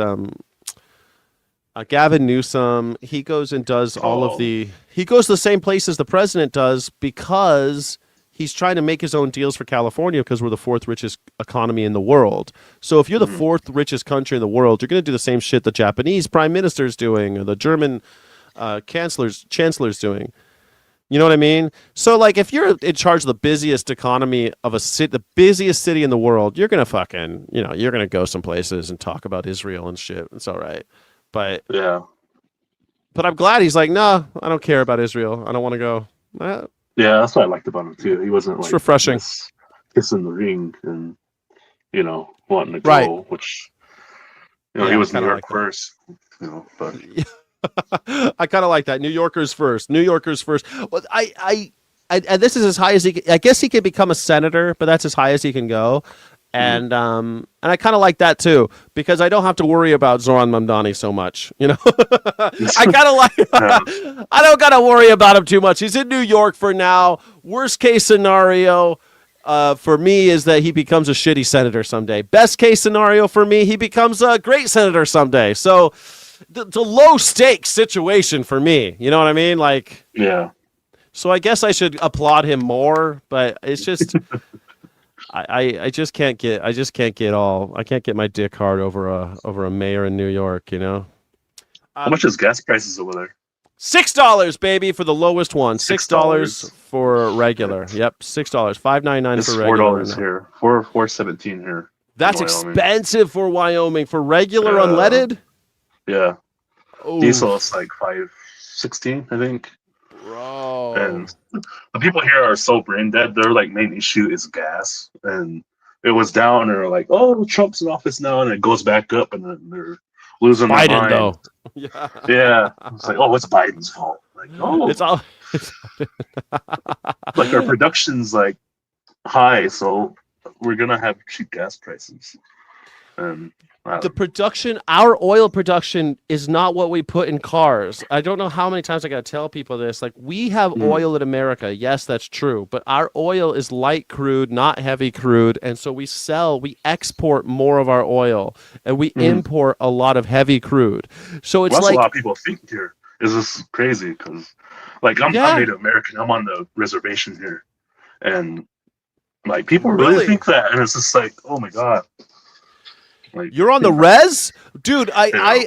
So I was I'm having a debate with this guy named George Martin. He's this racist vegan that is kind of big in the vegan world, and he says that no group in the West is oppressed. And I'm like, what about Native Americans? They are legally oppressed all the time. It's against the law for them to protest for their own rights. It's against the law for them to get their own water rights. They're treated like sovereign nations, but they're also wards of the state. People in living memory have the boarding schools in their memory. That shit's still alive. So Of course.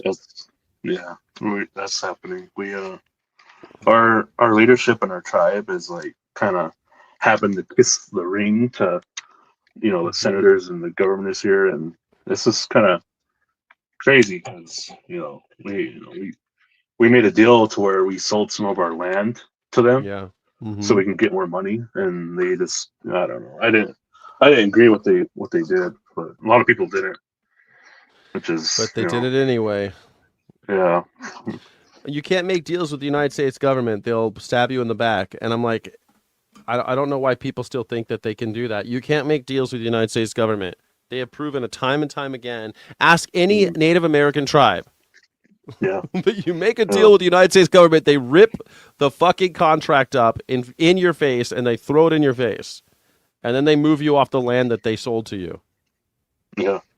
Yeah, Like- we share a reservation with another tribe, so yeah, that's Really? how we have to live. And that's a pretty big reservation, but I mean, What's the name of your tribe?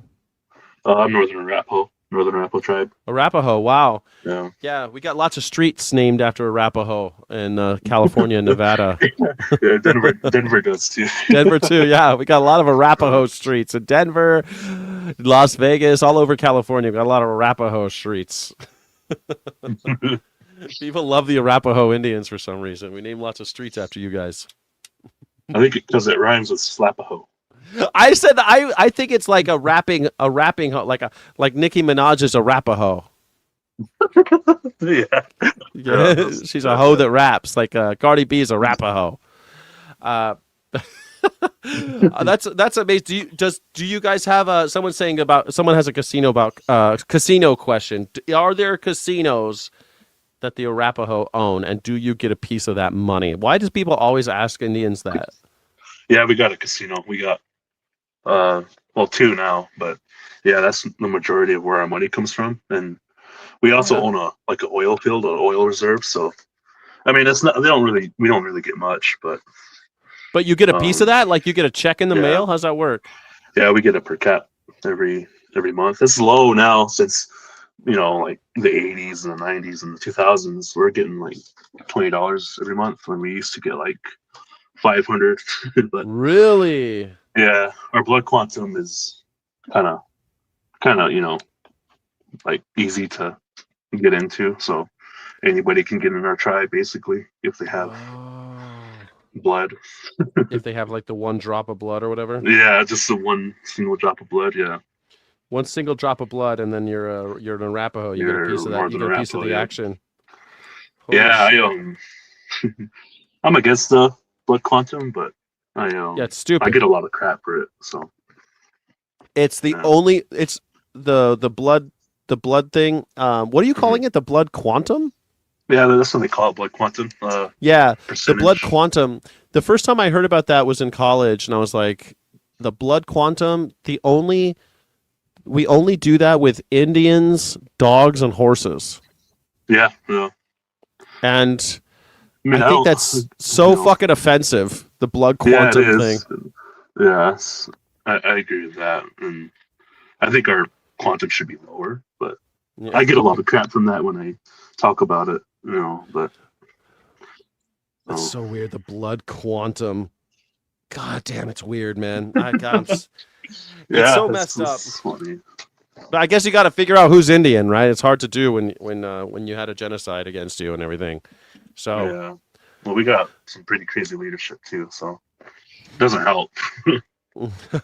Buddy pal, you're gone. Okay, he'll say he'll be back. Okay, he's gone. All right, so let me ask you: do you think this is kind of a loaded question because I say this all the time? Native Americans had a genocide against them. 90% of American Indians were killed. Do you think that it's over? No, I think it's I mean, as far as I think it shifted. I think it went to like healthcare and the way they kind of treat us. It's like we're prisoners, but we're not. But like we are at the same time, and we're stuck on our land, which I don't know. I mean, like long time ago, they they fed us, especially, like, they fed us really, like, unhealthy food. So Yeah. it made us really unhealthy when we got older, and we're reaping the benefit. I mean, the negatives of that. So Yeah. uh, I mean, They from stole. killing to that, that's what I think it's going to. Like, Isn't that just like the old way they did it too? Guns. What do they call it? Steel bacteria and I forget what they. There's a bullets, bacteria, and steel. I think they say is that. And if they're the whole thing about using more modern tools to kill Indians, it seems like it's still like genocide's still on. I don't think it's over. I think it's still going, and people like Christy Nome being banished uh, from all of the reservations in South Dakota. no, we're trying to do that to her, but I mean, maybe can't now, but Guns, germs, and know, steel. That's what an honest doubter said. guns, germs, and steels. steel. I never Yeah. heard that before. That's interesting. Yeah, guns, germs, and steel. Yes, how the West was won, which is how they perpetrated a genocide against the people who were here. Yeah, Stewart says at least you have land. Yeah, but it's not the land. They were kicked off their land. That's not land. the Arapaho are not from Wyoming. Where were they from? We're from Colorado, and we got pushed up here, and another tribe went to Oklahoma, but we got sent up here. To, So yeah, they got moved. They got murdered and moved. Like that's. I mean, I don't know. Have you ever seen? There's this incredible. It's a miniseries, a documentary miniseries, and it's not about American Native Americans, but it sort of is. It talks a lot about them. It's called "Exterminate All the Brutes," and I think it's one of the greatest. I think it's 4 parts. It's on HBO. It's phenomenal, and it goes through how when Europeans came to the Americas, they got here and immediately they tried to enslave the Indians, the people who were already living here. And then what did they do? They when the natives fought back, well, they started importing slaves. They just started importing slaves from Africa. And so that the unwillingness of the tribes who were here to be enslaved and fighting on their own land was pretty effective in the beginning, that they just imported their own slaves from Africa, and that how connected that is. And I thought that blew my mind. I never thought about it like that, and that's kind of true. I mean, it is true, but I never heard of that. What was it? A film or? Yeah, it's a documentary miniseries called "Exterminate All the Brutes," and "Exterminate All the Brutes" is a saying that white generals used to say about natives, and so it's talking about how native populations are enslaved and extirpated by the Europeans. I think it's phenomenal. It's phenomenal. I really, really liked it, so I highly recommend it. Yeah, I might have to look it up because that sounds interesting. Oh. Yeah. Well, I do have a new guest, and I really enjoyed Vernon. Thank you so much for calling. Please call back. I'd love to have a conversation with you again. I really appreciate you being here. Yeah, thanks for having me, man.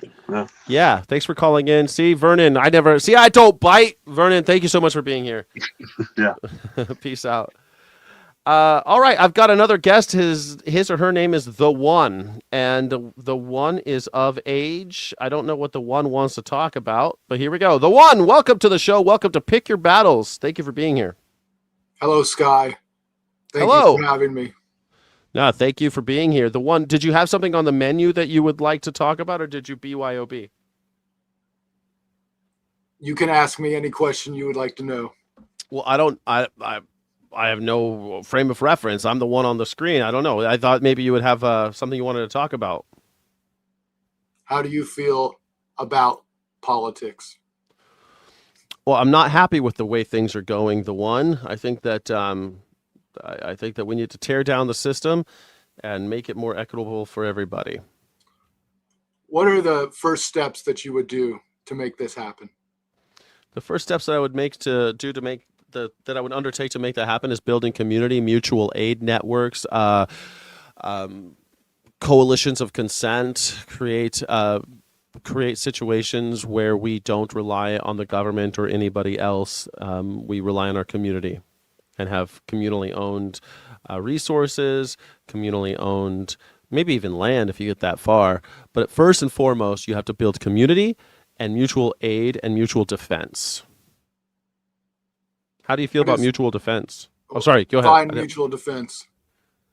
We all get guns. We teach each other how to use them. And if anybody fucks with any of us, we all back each other up. How do you stop the drones? Shoot them. The drones you can't see. I don't know. I don't know which drones you mean I can't see. But, sometimes we can't stop them. Sometimes we have to live beside them. I'm not sure. Hopefully, I don't know how we stop the drones, man. I don't have everything figured out. But, I mean, if we're talking about politics, I think we have to stop relying on government. No one's coming to save us. We need to start relying on each other. What do you think about worker cooperatives? Love them. I think the workers should always have a piece of the action. Of course, any worker contributing should have a piece of what they get, and it's not based on a wage being the lowest common denominator. Usually in non-worker co-op, they pay you as little as possible for your time, and you just trade time for money, and the rich get richer and the poor get poorer. They charge as much as they can, and they pay you as little as they can, so that the growing gap of capitalism gets worse and worse and worse. So, of course, workers co-ops, I'm all about. I love it. How do you feel about them? Well, I think the people should start more workers cooperatives, and I'm not sure why they don't. It seems like a pretty simple step. I totally agree. The only problem is it's difficult to compete against places like Starbucks, right? Like, let's say we wanted to start a cafe. Well, that's a great place to start for a workers' co-op, right? We all make coffee. We all contribute. We all make our schedules. We do these things. We make a cafe, and it does pretty well. And then Starbucks comes in, and they build one right next door, and they charge half as much because they can. They can run at a loss for a long time just to put us out of business. And that's the type of shit that they'll do. It's really difficult to build a workers' co-op and think that we're going to exist in a vacuum. It can happen, though. People do it. They do it with restaurants. I've been to lots of restaurants that are co-ops. I love it. I've been to lots of bakeries. I've been to bakeries that are co-ops. You could do it. It's just, it's hard. They don't do it because it's hard. You know? Like, it's hard because even your landlord, they got, they'll raise the rent on you, and it's who's going to pay the rent? Well, we're going to pay it cooperatively. Shit. Well, who's on the hook? Who do I go after? Who do I impoverish? Who do I take everything they own if you don't pay your rent? Well, it's all of us. You know what I mean? So you kind of have to own the building first, and you got to own things. You have to own the capital, and it's hard. It's hard to even get the down payment for some of that shit. It's difficult, man, to run a business. I've run businesses, and it sucks. Like, you put all your money and all your blood, sweat, and tears in it, and everyone else is making money off of you except you for the first good portion of it. You know? You still there, the one? I'm still here. Cool. I don't know what to say. You don't know what to say? That's all right, the one. How are you? Did you like any of the topics? Did you want to talk about any of the topics, or do you want to talk about the big orange man? A lot of people love that. Are you from America? I am. What state are you from? Virginia. You're from Virginia. Awesome. I love Virginia. I lived there for a while. I lived in the Shenandoah Valley. I used to love watching the sun rise over the Blue Ridge, and I lived in a place called Stanton, Virginia, for a while. It was a good time. Virginia is really divided, man. How are you feeling about politics? You asked me how I'm feeling about politics. How are you feeling about Virginia politics? It's all over the place right now. I feel like there's a lot of stuff going on, and we only have two parties to vote for. Yeah, sucks, right? does. sucks. It sucks because I don't consider myself a Democrat, but what am I supposed to do? What am I supposed to do right now? I can't even pretend that there's an opposition party. It's like we're screwed. What's the new lady in Spamberger? Is that her name? Yes, Spamberger. Spamberger. Two meats. Two meats, spam and burger. Spam and burger. Well, Spamberger is probably going to sign. I don't know. What do you think is going to happen with in April? You guys have a new vote coming up, right? The new voter districts are changing. How do you feel about that? I don't know. Okay. Have you thought about it at all, about how they're going to change the voter maps? I've thought about it. Not sure what to do. Yeah. Yeah, it's a tough one. Yeah. Why? So you're a vegan, right? Yeah, of course I am. Of course. Would you support the display of people riding horses on shirts and little icons on the left breast?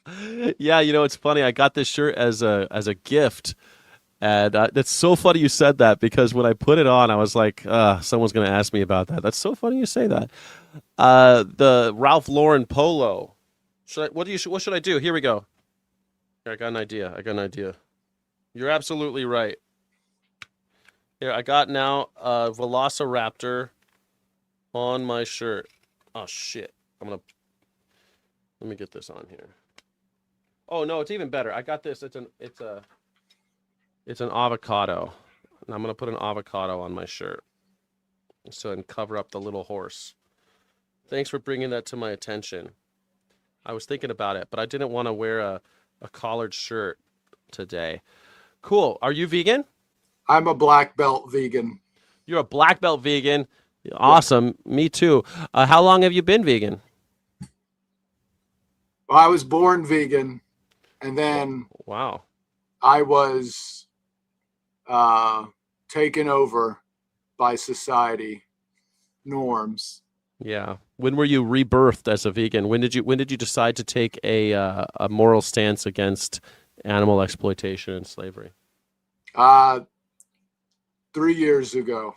Oh yeah, good for you, man. That's really good. What was the thing? Was there something that pushed you over, or what was the thing that happened? I could no longer live with my hypocrisy. Yeah, I think I think a lot of people feel that way for sure. I think it's hard to live with that hypocrisy your whole life, and eventually you've got to reckon with it, or not. You can just die miserable, I suppose. But I think that a lot of the discomfort that people feel walking around is living with too much of hypocrisy. Nobody likes a hypocrite, am I right? I agree. I don't know how to talk to people about it. Do you have any tips? Where have you had well, I do have a lot of tips, but where have you had issue? Well, there's no one vegan in my life, so yeah, everyone around me isn't. Everyone around you is still, yeah, that's pretty commonplace, man. You're living in America, so it's always going to be an issue, right? You're going to be encountering people that haven't been exposed or haven't even heard of. They don't think of animals; they think animals as things, instead of living beings that deserve respect. But I guess my major tip would be is ask a lot of questions. Don't tell people what to do. Nobody likes a moral scold. Try to meet people on their level where they're at. But I think asking questions is the most important thing. Ask questions. I agree. I like your avocado. Thanks. I got the avocado instead, but now it's green, so you can see the American flag behind me. So it's an American avocado. That's true. You can see the stars and stripes behind me because it's a green screen. I didn't think about that, but the avocado's green, and now it looks like I got shot. Where It represents the 13 original states. the 13 original states, the lucky number 13. I sometimes, as America, I think when America finally falters and it all goes to hell, which it seems like we're becoming more and more likely to do in my lifetime, historians are gonna be like, they didn't see this coming. You want to tell me that so many people were superstitious about the number 13 and they made 13 colonies? Like, couldn't they have split one up and made 14 just for fun, or put two together and made 12? 13, I mean, they were just asking for trouble. Was Virginia not West Virginia yet? Yeah, well, Virginia wasn't West Virginia yet because West Virginia was because of slavery. You know, they didn't want to have slaves in West Virginia. Seems weird now, but West Virginia didn't want to be in the war on the wrong side, so they left Virginia and became West Virginia. Yeah. What part of Virginia are you in? What region? North or south, east, west? Where part of Virginia are you in? I'm from the West. Oh, cool. So you're over by like Tennessee and shit? Over by Tennessee? I'm in between Luray and Stanton. Are you? Wow. Interesting. Between Luray and Stanton. Maybe our paths crossed once upon a time. Maybe not. I left Stanton in 2013. So we probably never met. Our paths have not crossed. I am a secret friend of yours. You're a secret friend of mine. But our friends, but our fans have not, our paths have not crossed. That's right. Friend of the show. Friend of the show. I like it. Do you know of a band called the Findels? I do not. Oh, sorry. They're a famous band in Stanton, but it's all right. What are you going to do? Well, cool, man. I appreciate you coming on the show. Do you have anything else you want to talk about? No, I was just here to fill the void. I appreciate you filling the void, my friend. I appreciate that very much. All the way from the Dominion state, the Commonwealth. That's right. The communist state is what they call it. The communist state, is that what they call it? It's funny. You know what I always thought was funny is like Virginia is definitely in the South, but if you go to like South Carolina, they're like, that ain't the South. Y'all are practically Yankees up there. And it's like, no, we're south of the Mason-Dixon. Don't get me started with that shit. Well, I'd be happy to talk longer if you want. Well, I mean, you gotta pick a topic as the only thing, but it sounds like we agree on so many things that it might not be. Do you guys have? I think it's okay to be partisan if you're helping everyone. I like it. The partisanship is okay if you're helping everybody, but the problem with partisanship is that you end up just doing shit for the party instead of the people. As what we're seeing right now, you see people like the Democrats, they support their party instead of the people. And you hear it in the Senate, you hear about it, you hear the way they talk. You hear senators say, I don't know why the other senators aren't sticking up for me. Because they're not supposed to. Those senators aren't your friends. The people back home are supposed to be supporting you. Like, well, what if the other side always goes back on their promises, stabs you in the back, no matter what you do? You get one step forward, they take two every time you work with them. Why should you not be partisan towards that? Because still, those people you need to try to break up partisanship because we're supposed to be, the politicians are supposed to be serving the people. They're our delegates that we send to Washington. And if they're not going to, if they're going to serve the party and the president, then either way, they both do it is the problem. Can a People's Party be partisan? Maybe. But we don't have a People's Party in America. Well, that's why I'm saying partisanship, cult behavior could work if it's for everyone. I guess. I mean, sewer rat might taste like pumpkin pie, but I wouldn't know. because I don't eat sewer rat. You know what I mean? It's like, I guess if people were, but it seems like if you're, once you're there for the party, then you're not there for the people. I guess that's the problem, which is why I tend to always decide more on anarchy, because anarchism is devoid of that. You're always serving the people because Are the you people against directly. vaccines? Am I against Because what? the group consensus that it's good for the whole. Against what? You cut out for a second. Are you against vaccines since it's a group consensus that it's good for the whole? I'm not against vaccines. No, I'm not against vaccines. Vaccines But are. that isn't that cult-like behavior if you're having the group choose for your individual. I see what you mean. Vaccine mandates. Am I against vaccine mandates? I guess it would be. I'm against vaccine mandates when it's not like, hey, if you want to go to school, you got to take vaccines, like, because we're going to put a bunch of kids next to each other and they're covered in snot and bacteria and viruses. So if you want to go enjoy this, if you want to put your kid in school, you're going to have to meet us halfway with some shit. It's kind of like I had to get a vaccine, and I was kind of pissed about this. I had to get a hepatitis vaccine to work in Las Vegas in food service. And I thought that was bullshit. But I understood. It's like, we're working with food. There's a lot of fucking people here. There's hepatitis everywhere. You're going to have to get a vaccine, because if there's a hepatitis outbreak, we're going to lose billions of dollars, and none of us will have jobs. Do you see what I mean? So it's one of those things where I don't think the government should be telling us what to do, especially federal mandates. I guess that's the other part of it, man. If I got down if you can't get a job before that, you have to be unemployed if you stick up for your values? You get a job in a different industry, I guess, or in a different town. I guess that would be the thing. And I don't think that they should be telling us what to do. But I do think that if it's going to be a voluntary, it just sucks, because what happens is the casinos, they sign up to be inspected, right? And it's not voluntary for them. It's mandatory for them to be inspected. And so that health department mandates them to have all of us vaccinated. And so it gets to this fucked up situation. I don't like it. I think it's bullshit. Do you think you need a license to drive on the road?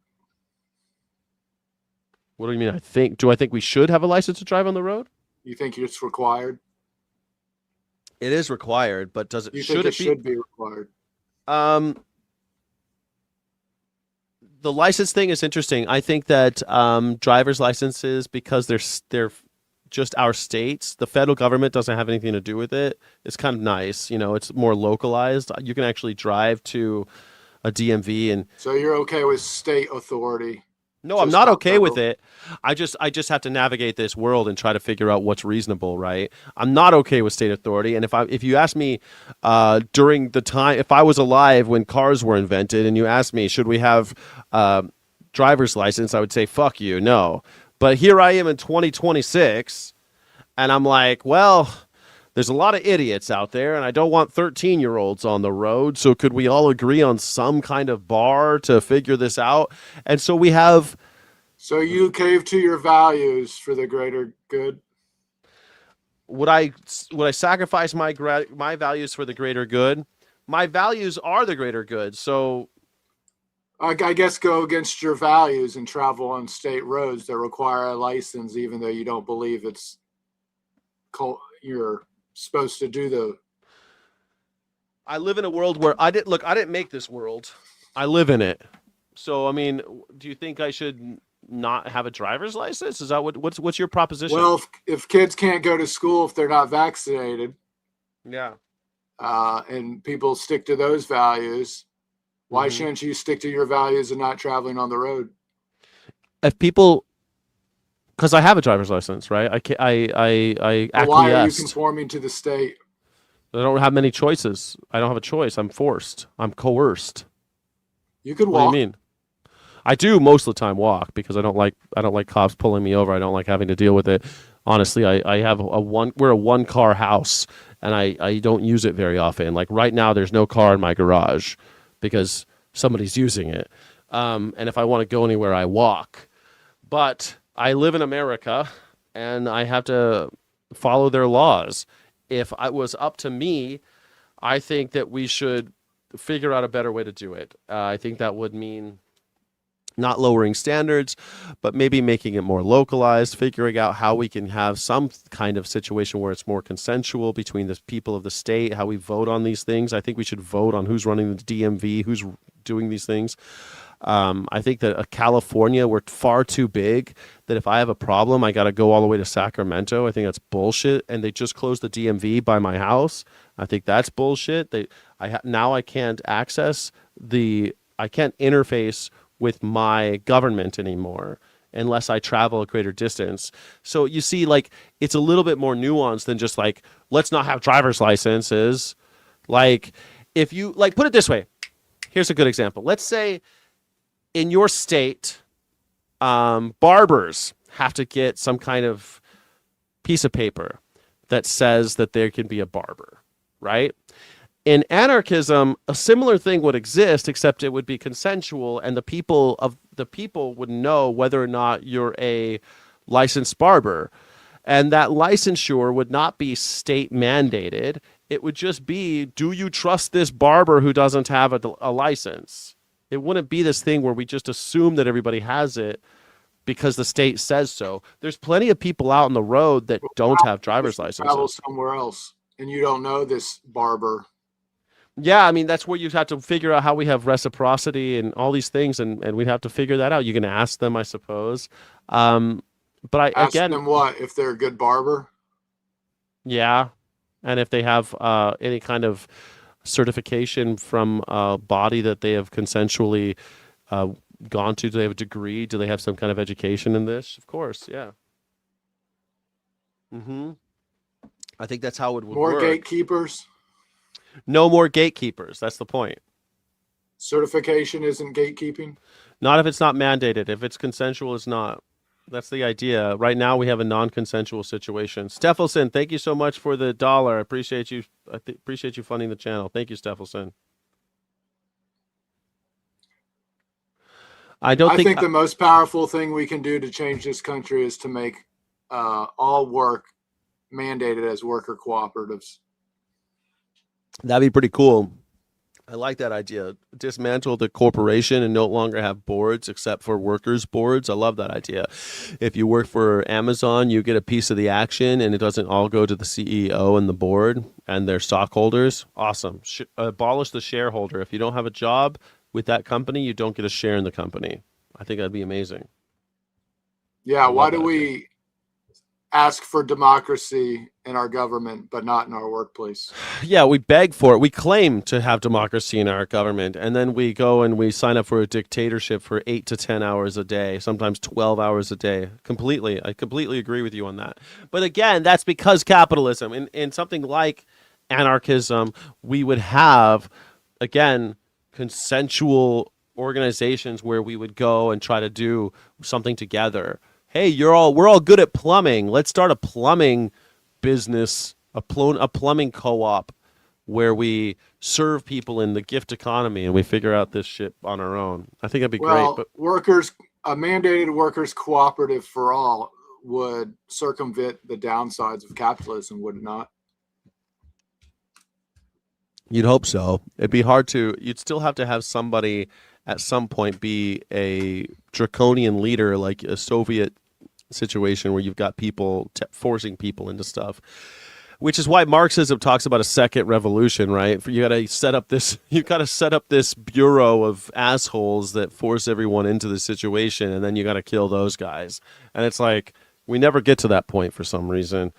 Smokin' Blondie says unions try that. Yeah, it's true. Unions try to give a contract with the corporation, but the problem is the corporations can give money to politicians now, which is crazy. One of the arguments for Citizens United was that unions can give money to politicians, so why can't corporations?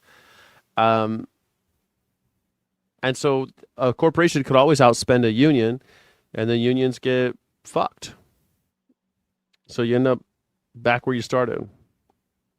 Yeah. Yeah, Smokin' Blondie says, yeah, Citizens United has ensured that will never happen. Indeed. Indeed. I went to cosmetology school and taught it. A licensure is needed because they'll accept anyone for the money, and some people are a danger and shouldn't be using scissors or hazardous chemicals. Frankie Berry, very good point. I think that those types of things would still sort of exist under anarchism, but rather than have the state require it, you would just, as a profession, require it. Kind of like the AIA, the Architectural Institute of America, that started out as just a co-op, basically. They just, people policing themselves. And then it became mandated that you have to be AIA certified. But the government didn't create that. They created it themselves. I'd like to see more of that, you know? What do you do about freeloaders in an anarchist society? You're always going to have some freeloaders in every society. We got freeloaders now. They're called CEOs. They're called the born rich. I mean, the Epstein class and Donald Trump, they're the freeloaders. We have freeloaders like Elon Musk. We already have freeloaders. What will we do with them? We'll hang those guys. And the ones that are like just poor and they want to work, we'll figure out something for them to do. Like they can, and if they can't because they're disabled or whatever, we'll take care of them. There's always going to be a group of people that need taken care of. Have you And ever heard of the ant and the grasshopper? Tell me, illuminate me. It's a children's book. The Okay. ants work hard all year getting ready for the winter. The grasshopper hangs out, does nothing all year, Mhm. just enjoys life. And then when it gets cold, he has nothing. And he expects all the ants to share. Multiply that by 8 billion people. We don't have 8 billion grasshoppers, right? We have one grasshopper at 8. Let's pretend we have 1 billion grasshoppers. What do we do with those people? Well, like I said, we do have those people. They're called billionaires. We hang them. We put them in the wood chipper. And anarchism, not in capitalism. Oh, I'm talking about the transition. In anarchism, those people would be... I don't see how you would get to 1 billion people who are like that. I think that's kind of insane scenario. Well, some people have initiative to produce things and some people don't. Yeah, most people do they want to work. They want to do something.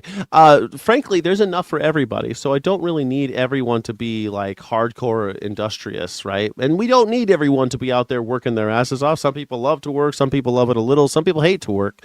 Some people want to be artists and they just want to make music. And I think that's fine. Produce something, do something. And some people just want to play Call of Duty and jerk off all day. And those people will have less social capital. Think of like Star Trek, right? They're all doing stuff. Not everyone's going to be the captain. And some people are just along for the ride. But everyone is kind of at their status based on social capital that they've earned through their labor or their intellectual labor. Or their ability, just their capabilities. They've earned social capital based on that. So people who aren't doing anything, I'm not saying we got to kill them, but they're just not going to. No one's going to like them. They're not going to be celebrated. Like, it's not that hard. Like, some people are going to be freeloaders. There's always, again, some people are born with no legs and they might be freeloaders. Some people are born, severely mentally disabled and they're freeloaders. But so we help them. I mean, if someone is such a lazy bastard and they're perfectly capable, I think they probably suffer from some mental illness. I don't think that there's anybody. I've met a lot of people out there. A lot of people on the dole, a lot of people just on welfare, and most of them want to work. Most of them want to work enough to make ends meet. I mean, I've met people, they want to work so badly and they can't because if they do, they lose their health care. Because they have to keep their hours at a certain point where they need to make enough money where they can live, but they need to make a little money, as little money as they can, because they want to keep their Medicaid or Medicare or whatever. So, I mean, like, to me, everybody needs to work as much as they need to or want to, and then we divide up social capital instead of money. So does everybody get to pay the same? There's no money, so there's no money in this dream world we're talking about. So there's no payment, rib tip. Well, I have to go, Sky. It's been a pleasure talking to you. Likewise, the one. Thank you so much for joining me. I appreciate you all the way from Luray at Luray Caverns. You ever go into the Luray Caverns? Indeed. That's where I reside. You live in the Luray Cavern. Oh, that's beautiful out there. I love it out there. I've been to Luray. I love it out there. All right. Thank you so much for joining. Goodbye, sir. That was the one and only the one from Luray. Thank you so much for being here. Money is stupid. It is. Money is supposed to be a metric for labor, but instead it isn't there because people are getting ripped off. If somebody has $850 billion, that means that the people who are selling their labor are not getting their fair share. And so what ends up happening? We have hoarders of wealth. I mean, the government subsidies can, corn and stuff, there's plenty of resources. There's plenty of resources. We do not have a supply problem. We have a distribution problem. People are feeding cows instead of feeding humans, things like that. All sorts of fun stuff. Money is ruining your life. Shit, money's ruining all of our lives. I'm disabled and I make art and sell it and grow plants and sell them and forage for mushrooms and other gifts of the woods to make ends meet. Many ways to make a living without corporations. Indeed, Frankie Berry, indeed. There's a million ways to try to make it in this life. Who are we to tell you how to do it, you know? We can be alongside the system without being of the system. I know it's hard to imagine, but it is possible. It's hard, but it's possible. Money is finite. The rich steal money from the poor. That's true, Thorne. The rich steal money from the poor. That's because they pay politicians to steal your money. The politicians get paid. They mandate your money. They take your money, and they give it to the rich. It's a good system, isn't it? Everyone loves that system. It's always funny to me. You talk about anarchism, and everyone's like, that'll never work. It's like, well, it's not working. What we got right now ain't working. So, like, name me one capitalist country that's successful. Give me one capitalist country that's successful.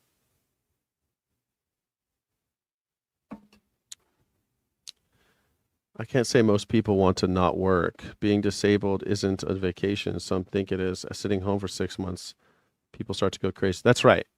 Most people want to work. Most people want to work.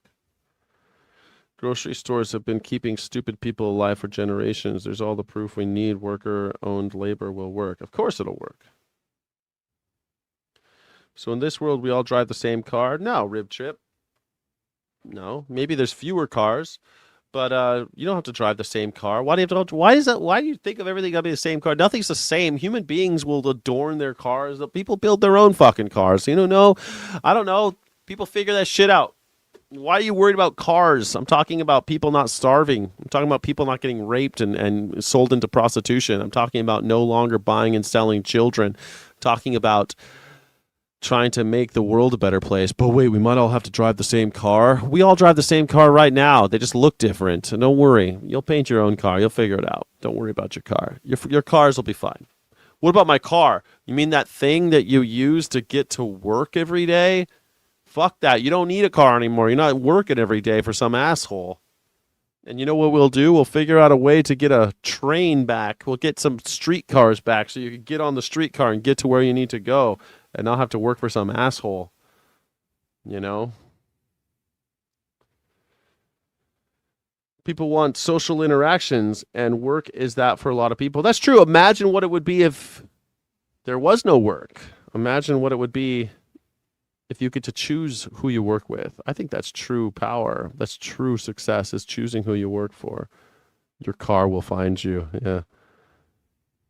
Cars look more alike every year. They do. They do. I'm reading a book about a guy named Finn Finnegan.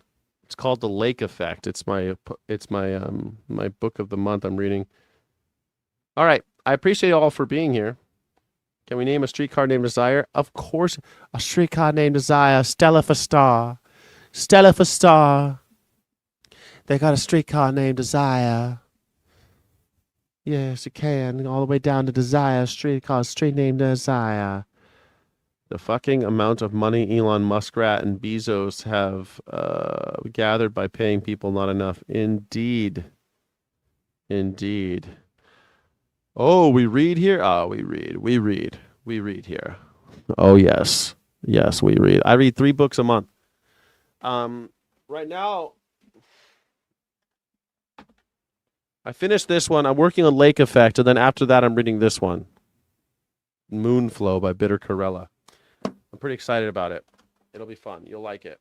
You can. I've been working on trying to do a reading list out of the 100 things I want to do for this channel, but I want to do a reading list, and we'll have a book club. It should be fun.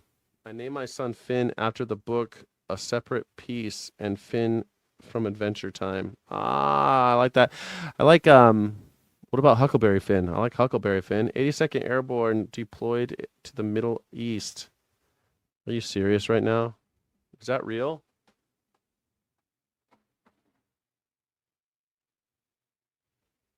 Really?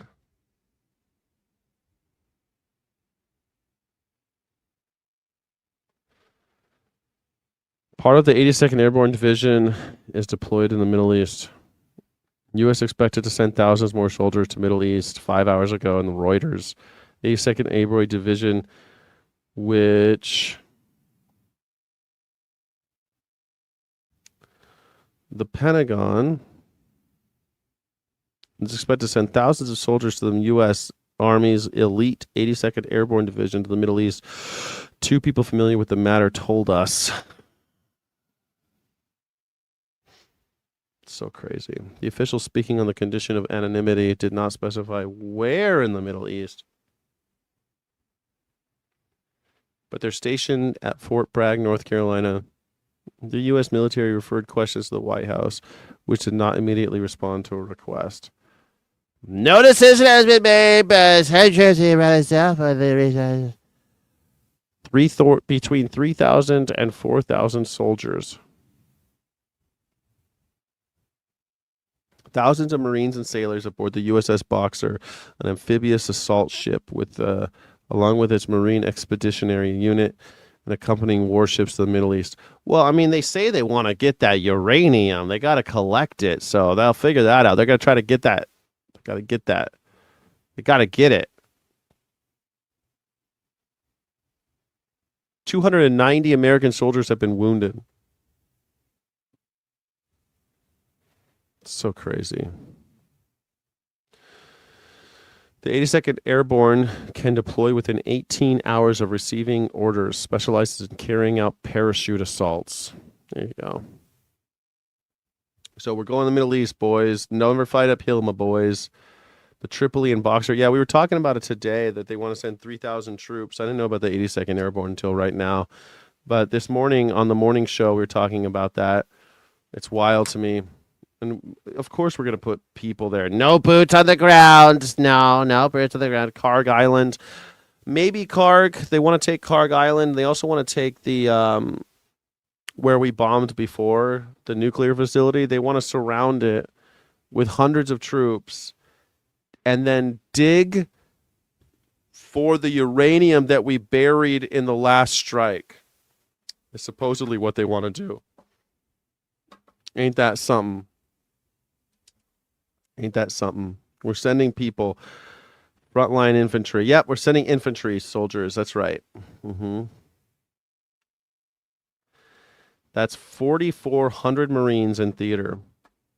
Never fight uphill, my boys. Never fight uphill, my boys. We're doing it, guys. We're going to war in Iran. World War III is here. The rest of the country is saying they're not going to do it with us. We're going to send Americans to die there for the oil. Remember in America when Trump started a war? I do remember. I remember that. Operation Cannon Fodder, they're going to call it. Yeah. Finn Von Smith, is this for real? Yeah, it's for real. It's happening. These news stories just grease the rails to war. AP has been an accomplice to every war for almost a century. What about Reuters? I was just reading Reuters. Do you like Reuters? You hate Reuters too. But he's the president of peace. Yeah. He said no new wars. Remember? No new wars. But you knew he was lying. You knew he was lying. If Trump had any sense, he'd tell Israel that we're done. That'd be pretty cool. Yeah, AP/Reuters. I know you hate them all. I get it. But I was thinking about what you said, Wittgenstein. I'm entertained by the news. I love American politics. I love that it's crazy. It's crazier than any soap opera. The soap opera is not as insane as American politics. And American politics, you get to play. You get to be a player. You're in it. So, it's kind of fun. Trump has no sense at all. I don't have any sense, no sense at all. It's not for oil. Only 2% American oil exports come from the Persian Gulf. Live to survive. It doesn't matter. It's not, man, I'm sick of explaining this to people, but it doesn't matter how much oil you get from a certain region. That doesn't matter at all. That matters zero amount because it's a global economy. The more you have of oil, the lower the price goes. So if, for example, Russia and China are getting oil, and you disrupt that, they're going to buy their oil from someplace else, and the global supply is diminished and the price goes up. You see? It's about oil control. If you can control the energy, you can control the nations that are, annoying you. So like Cuba. Cuba's in the dark right now. They got no electricity because we cut their oil off. You understand? They can't get any oil. It's always about the oil. It's always been about oil and natural gas. Always been about energy. It's always been that way. Global market price. Exactly. It's always for oil. It's always for energy. It's always been that. Sometimes it's about gold, though. Every once in a while, we get into war without... That's a long time ago. We don't fight wars for gold anymore. We do fight wars for rare earth minerals, though. So that's pretty cool. We're doing that. We've been doing that. There's lots of gold in Venezuela, don't forget. Gold. Venezuela's got lots of gold and lots of oil. So... we'll do that. Watch China and India who get Iranian oil. Yeah, exactly. So what do you think is going to happen to them? Sounds like what we did to Japan. We goaded them into a war by cutting off their oil supply. And Japan bombed us. What happened to Pearl Harbor? A surprise attack. I thought that you guys knew about Pearl Harbor. Donald Trump is the new Hirohito. Donald Trump is Hirohito. He doesn't want to be a king. He wants to be an emperor. Emperor Hirohito. Nuclear. Indeed. Follow the money. Always follow the money. Don't forget the 2 opium wars. Ooh, opium wars. Yeah, but opium wars was also about silver and also about tea, oddly enough. They used to, because silver was so annoying to move back and forth. So... rather than do that, they would get opium, trade it for tea, and then bring the tea to England and sell it for silver, and the silver would stay in England. They didn't want to bring silver around the world, so it was sort of about silver. Opium wars, that's a good point, though. I like the opium wars. Everyone loves the opium wars. No, not many people talk about those opium wars. All of history, war is most commonly about resources. Always, yeah. Yeah. It really doesn't matter how much oil we get through the Middle East or how much we get from Iran or the Strait of Hormuz. Is that 20% of the world's oil comes through the Strait of Hormuz. It doesn't matter how much America gets. 20% is now disrupted. Not completely, because they say Iran is actually exporting a little more than they used to because now we're paying them for it. We lifted the sanctions off of Iran so they get to sell oil. Ain't that weird? Ain't that weird? He did say that. He did say that that you think Japanese, you guys know about surprises because Pearl Harbor, you never told me about Pearl Harbor. Why would I tell you about Iran? That's what he said. He said, why would I tell you about Iran when you guys didn't tell me about Pearl Harbor? Fucking crazy asshole. Donald Trump, by the way, was born, I think, 5 years after, or 4 years. I think he was born 4 years after Pearl Harbor, but whatever. Donald Trump. The Japanese emperor is considered a living god. That's Donald Trump. Donald Trump wants to be the American emperor. He doesn't want to be, he wants to be a living god. Why do you think they keep preying on him? It was about trade. China refused to take Indian opium for trade for tea. That's right. That's right. Exactly right. That's right. It was about trade. But the reason why they wanted to trade opium for tea was because they didn't want to have to deal with all the fucking silver. It was way better for them to use their colony to get opium and bring it to China and then take that, trade it for tea and take it back. Which is funny because they had all this fucking tea in India, but they wouldn't take it. They didn't want to, drink that dirty Indian tea. They only wanted to drink Chinese tea. Ain't that funny? Ain't that a kick in the head? King Trump, Emperor Trump. It's Emperor Trump. He's a living god. He's not a king. He's an emperor. Yes.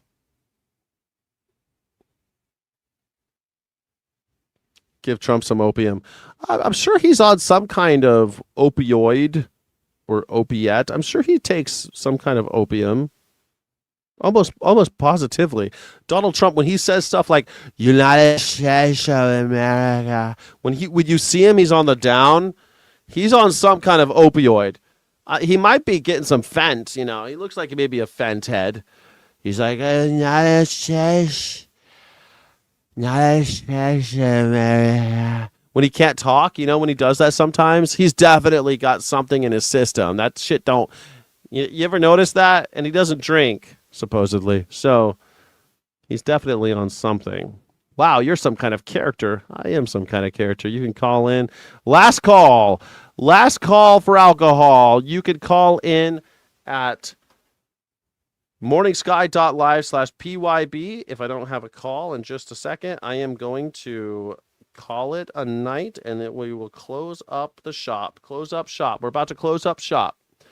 Well, the petrodollar is here forever. Trump supported BRICS. Trump stopped BRICS? Oh, I don't know about that. I think you're counting your chickens before they hatch there, Paul G. Trump stopped BRICS. What the fuck are you even talking? Yeah, Trump stopped BRICS. Putin is making more money than ever. Vladimir Putin is making more money than ever. It's like he works for BRICS. Donald Trump works for BRICS. He's making them shitloads of money. Iran is making more money now off of oil than they were before this shit started. Russia, sanctions have been, for the first time in my life, Iranian oil is no longer sanctioned. Russia, they're selling more oil than ever, and their sanctions have been lifted as well. India, well, who cares about India? Anyway, don't tell me he stopped BRICS. You got to be a fucking, you're joking. You have to be joking. Stop BRICS. Yeah, stop BRICS for sure. Yeah. All right. Thank you all for joining. My name is Skyjack Morgan, independent news and culture commentator, free speech and critical thinking advocate. China gets most of their oil from Persian Gulf. They have lots of friends in South America too. Don't worry, China's going to be okay, or they'll start a war, which will be our fault, like it was when the Japanese attacked us. It's all going to be the same. We've seen this movie before. You fuck with people's candy and they die. They kill you. Anyway, thank you so much for joining. My name is Skyjack Morgan, illegitimately non-compromising. Don't let the bastards grind you down because I need you, we need each other, and the animals need us most of all. Godspeed, rebels. I'll see you tomorrow morning for the Morning Sky. Man, I got 3 shows tomorrow. Morning Sky. I'm going to be on the Shark podcast. And I'm going to be on this show one more time. Thank you all for joining for Pick Your Battles. Hopefully you'll join me next time. Thank you so much for watching. Don't forget to like and subscribe. Thank you so friggin' much.